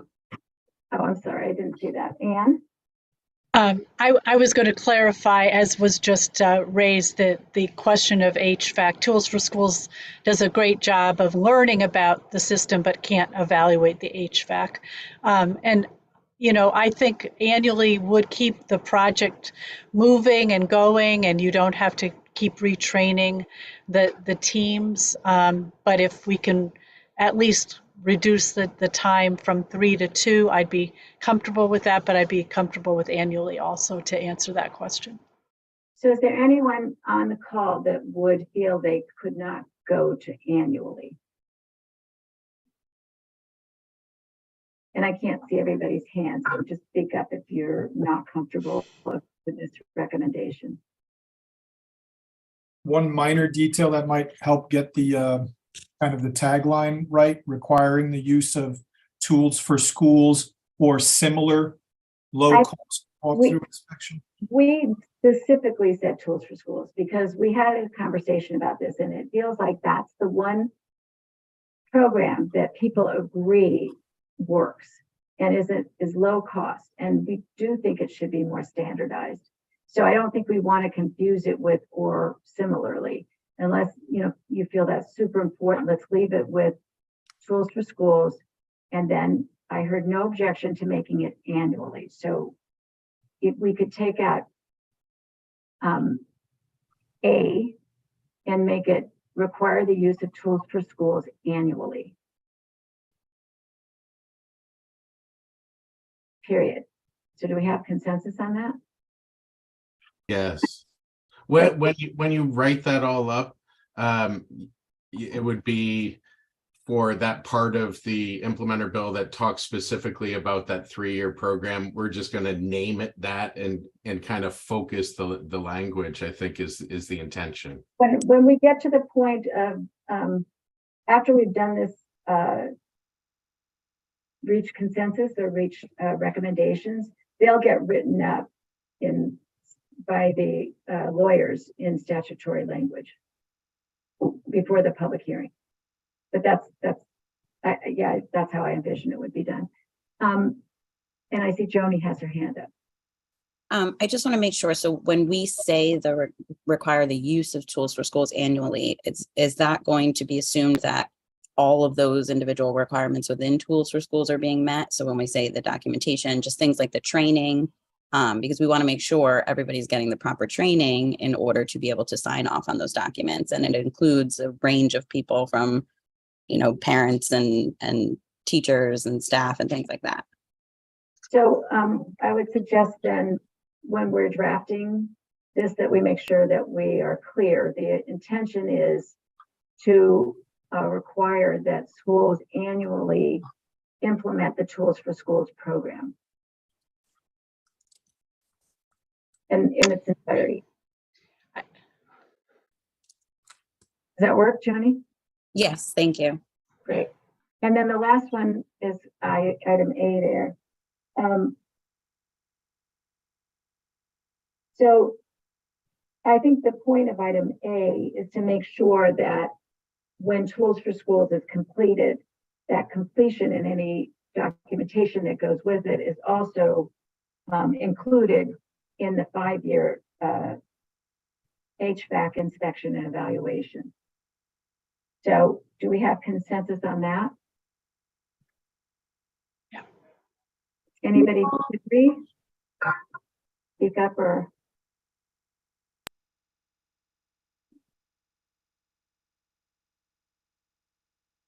Okay, so I have not heard any.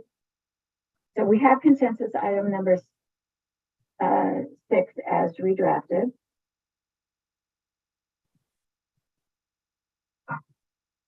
And so now I see that Ivan would like to go back to, and we're losing John, and you're going to lose me in a few minutes, but item number 5. Let me just ask quickly, I thought in the chat that Ivan said, ask the question of whether or not whether people would be comfortable saying that we change optimal thermal, we change it to say the optimal thermal comfort range. I'm not sure there's agreement on that, Ivan. I would think there's not.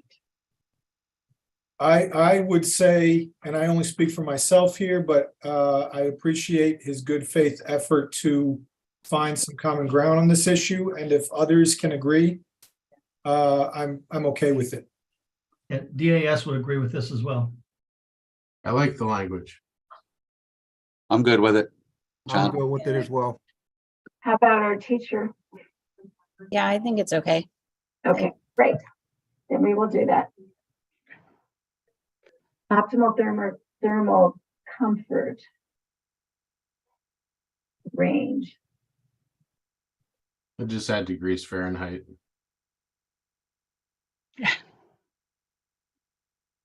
Okay. So I believe we've gotten through all of this. The only area that we were going to need some real major redacting was item number 2. And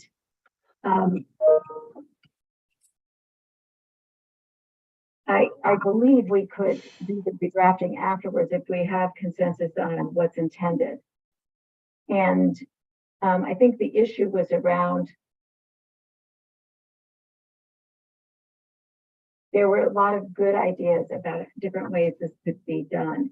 But I think there is agreement that we want the industry to create the standard reporting form, that we want I'm not sure we need B because it's just restating existing laws. Is that correct? I don't see any difference in that, so I'm not sure we need this. And then item number C, I think there's agreement on that. The real issue is in the lead-in paragraph. And what I've heard we have consensus on is that that we recommend that responsibility for managing, collecting, and aggregating and reporting the data falls with the state government. And that leaves us the opportunity to say how that's accomplished, whether it's through adding a person or persons to the budget to do this work, or whether it's through the suggestion that was made about bonding work. But that's where I think we have consensus is that it needs to be done, and it needs to be done by the state.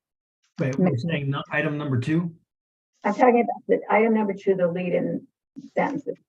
Yeah, so this, as stated before, this is not something the DAS can agree to, but we don't necessarily have to agree to. As Jen mentioned before, this would be a legislative add, but we cannot agree to this. So my question, No, hold on a second. Lou. Sure. No, I want to make sure you understood what I just said. But I understood you couldn't agree to adding a position to the budget. But my question is, could you agree that the state should take responsibility for managing, collecting, aggregating, and reporting the data?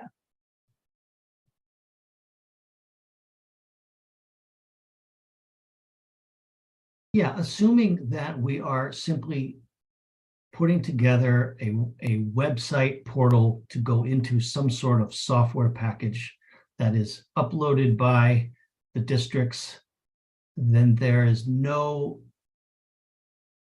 interpretation of the reports or even reading the reports themselves, just verifying that the reports were put in there, and that we make a list of those districts that have and have not completed that, and that we report that list to the legislature. That's something I think we can support. But again, we don't have any budget for the software. We don't have any budget for the position or the staff to do that. So it's Yeah, this is Paul. I would concur with Noel of my concern. Until I see something actually written out, I'd be a little hesitant to be okay with it.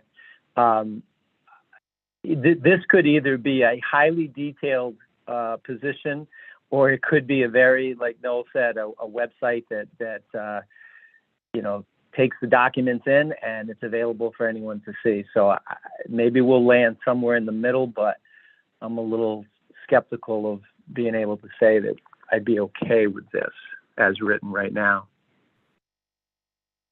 I saw Matt and Lou both have their hands up, but I didn't see who went up first, so I apologize. Lou, do you want to go first? No, I'll defer to Matthew first. Okay. Thanks, Lou.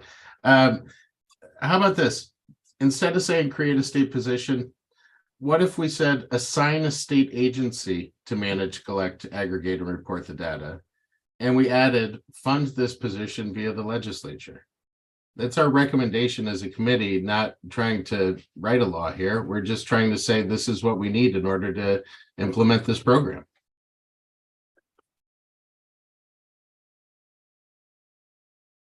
And then So, I Lou, guess I'll just add to that because I think that my question also kind of speaks to what Matt just said. So this is just for my own understanding. Are agency folks participating in this process going to be in a position to vote in support of when we come to this bridge and it comes time that we're making a recommendation to establish a funding stream for these types of things, whether it be through school grants or through some other bucket? Agency folks going to be even in a position to say yay or nay on something like that? I'm guessing they can't say yay. That's why I was trying to avoid and get some consensus rather than try and get a majority here. Right. Because, I just think it's better if we have some consensus. I do think that I would assume that when we go to a public hearing, there'll be a lot of testimony Right. to, include in the bill language that would require funding. And keep in mind that if we get that through education, we still have to get it through appropriations as well. So, John. I like the first part that was just mentioned for the wording, and would add maybe to the end and ask the legislature to find funding to assure implementation and consider use of existing or proposed bond funding to implement. So just there's one technical point of order is that our statutes don't allow for us to use the grant funds for maintenance purposes. So that's a technical problem, and I don't know how that gets resolved. The other if you're setting up a new software system, the state uses bond money to do software and computers. Yeah, but that's not the HVAC fund. The way that the HVAC fund or the IAQ fund was set up was that it was per our statutes. And our statutes don't allow to be, there can be a whole other bucket of money to pay for the software, but we can't necessarily we cannot use the HVAC funds to set up the software or pay for the inspections. That's statutory. So not to be argumentative, I'm not trying to be. We're requesting the legislature to do that. And if the governor is proposing additional funds right now, they could make sure the language in those new funds addresses those concerns. Yeah, that may work. Yeah, I'm just pointing it out that if we don't address that. Helpful, very helpful. I'm not trying to be argumentative. Yep, no, I hear you. This is Paul again. Yeah, I just want to be clear that OPM's position is until we see something actually written out, we're not going to be okay with anything. Yeah, I am confident we can do that, but we're talking, the minute we start talking about a position, then that's an issue for us. And so we wouldn't be able to say yay or nay to anything like that. And like I said, until we saw something in writing, but I think we can write something up and make it work. For instance, we actually have within OPM, we have where we do grants specific for software and such. So I'm not suggesting that's the answer, but I think we can get something done here. So that goes back to what I was originally modifying this, suggesting that we modify it to say that the state will be responsible for managing, collecting, aggregating, and reporting the data without saying how we're going to do that, or that it would require a position, but just giving that those are the responsibilities we want housed within the state. And then we could include A and C, which would become A and B.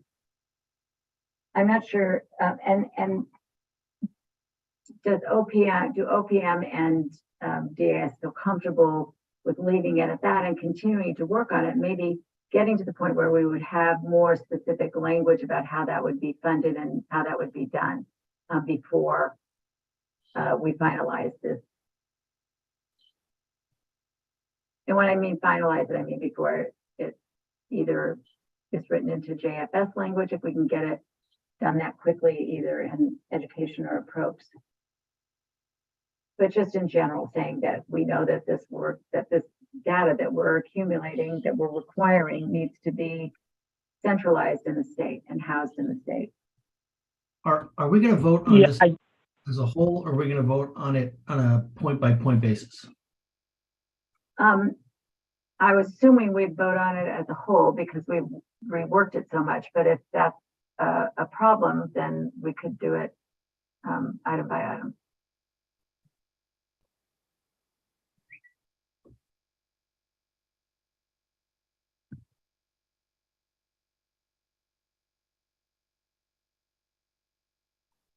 So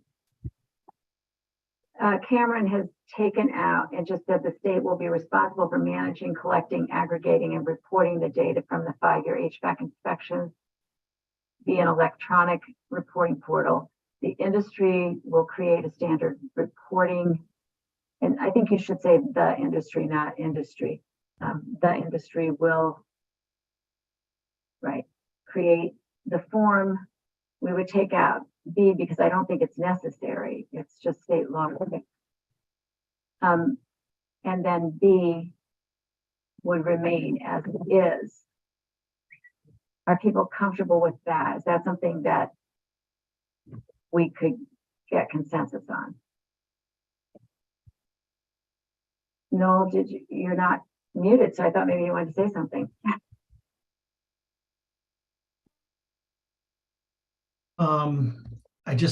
I'm conflicted because I can't vote yes to anything that creates cost unless we have the budget. So I'm kind of stuck.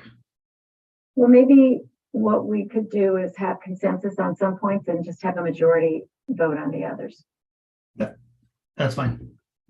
Okay, Matt, did you want to say something?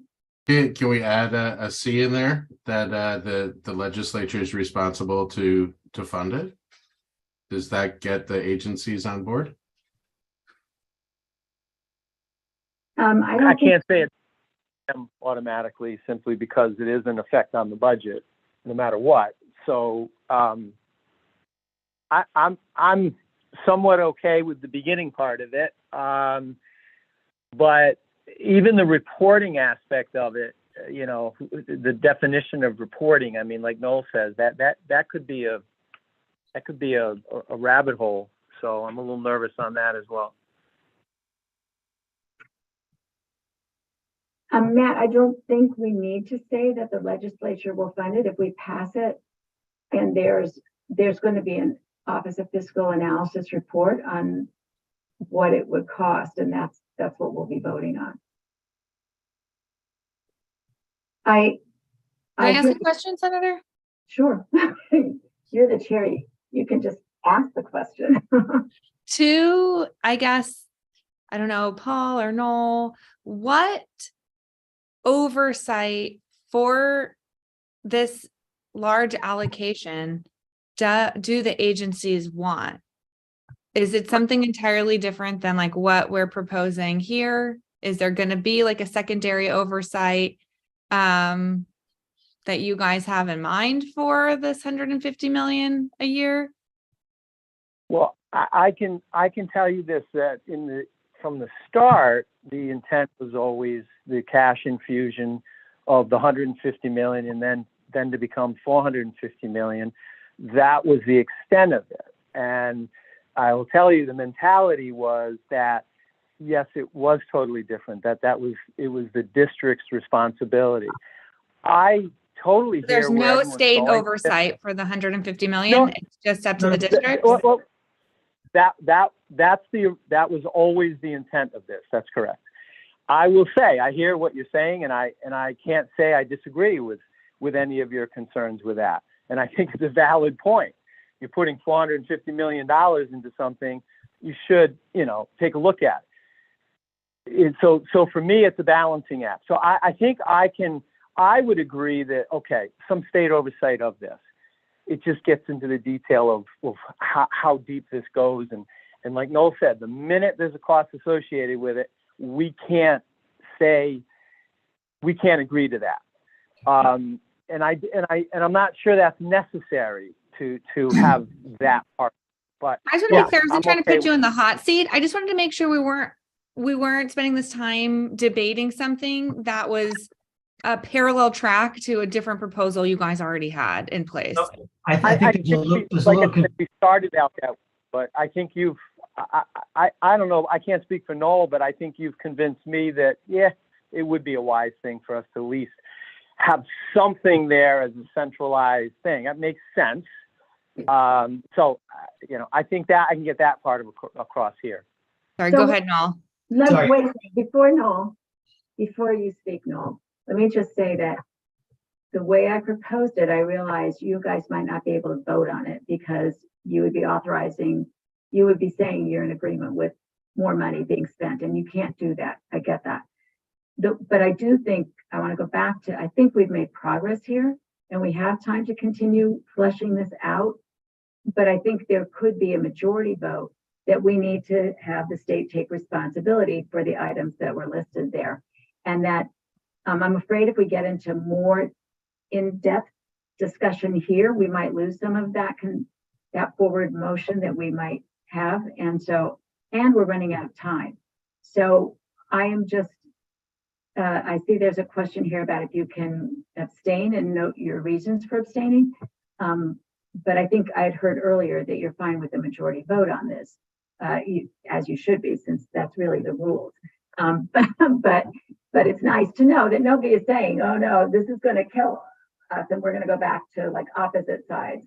No, I think what I'm hearing is that people want to figure this out and want to work it out.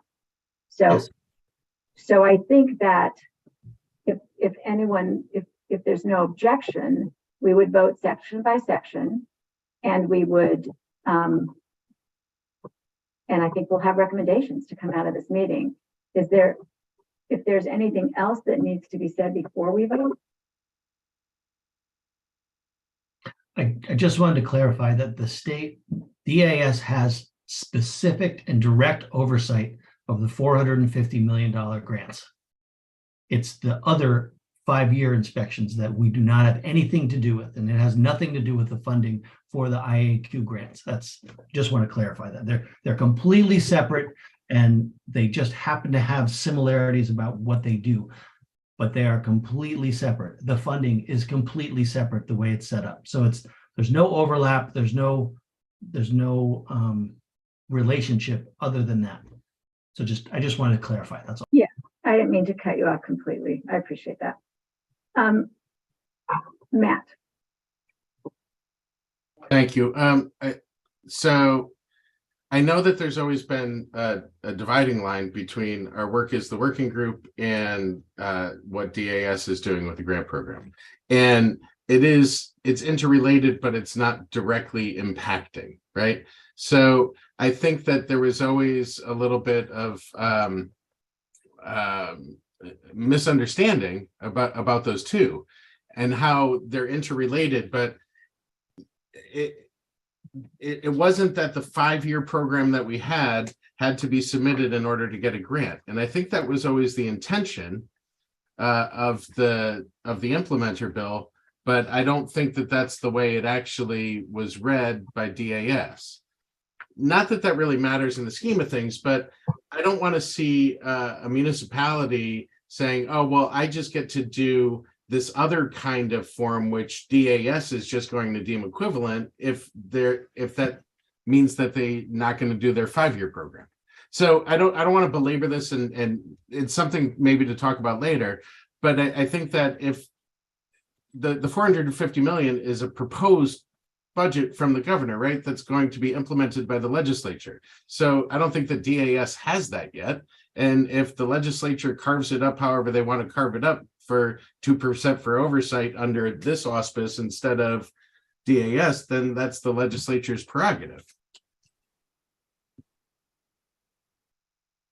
Okay. I hear you. But we are going to move to vote, and debate, I'm convinced, will continue. The computer's going to come in a minute. So let me just plug in.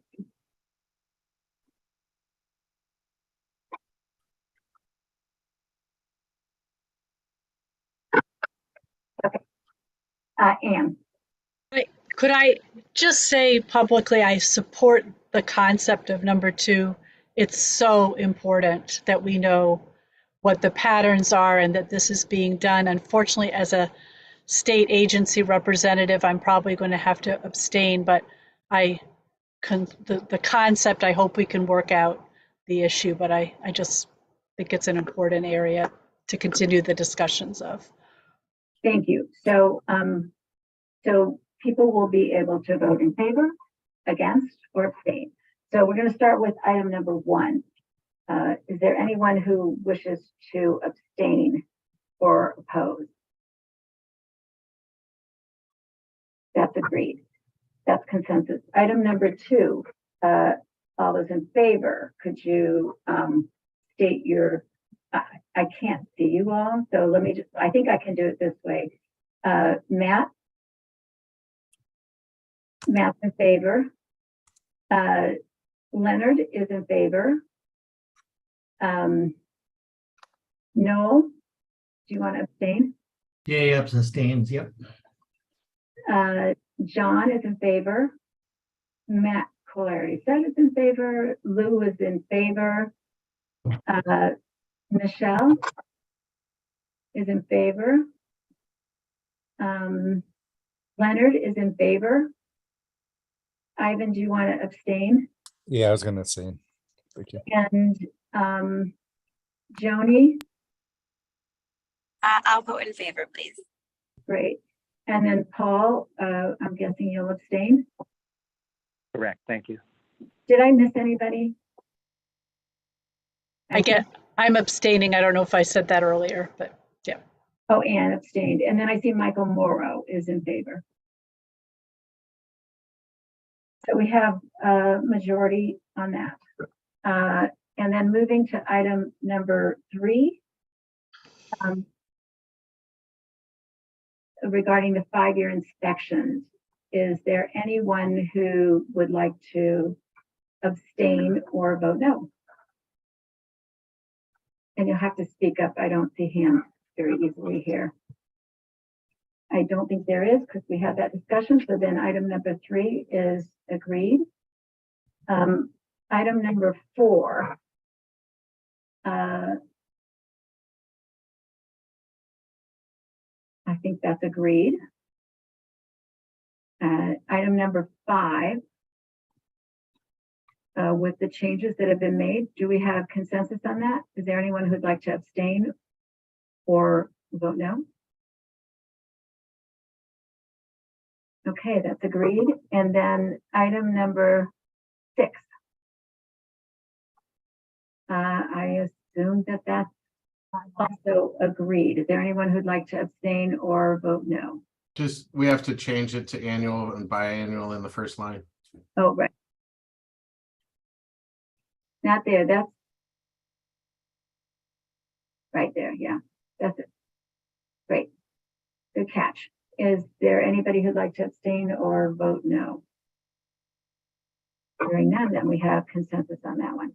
So we have completed, I think, a monumental task today, which I can tell you, Representative Lieber and I were not sure we could get done. So if you can remove the screen sharing, we can see each other. Great. Yeah, this was pretty impressive. It's why I think this group should continue, because you are all so smart. It's like amazing to me.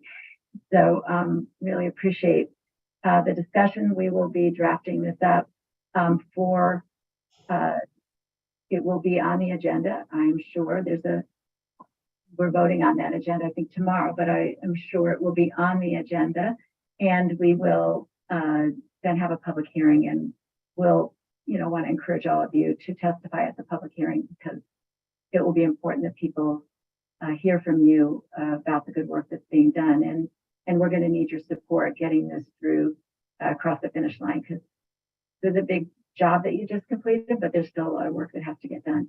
Representative Leeper, who's amazing, by the way, she's done so much work on the drafting. I really appreciate everything you've done.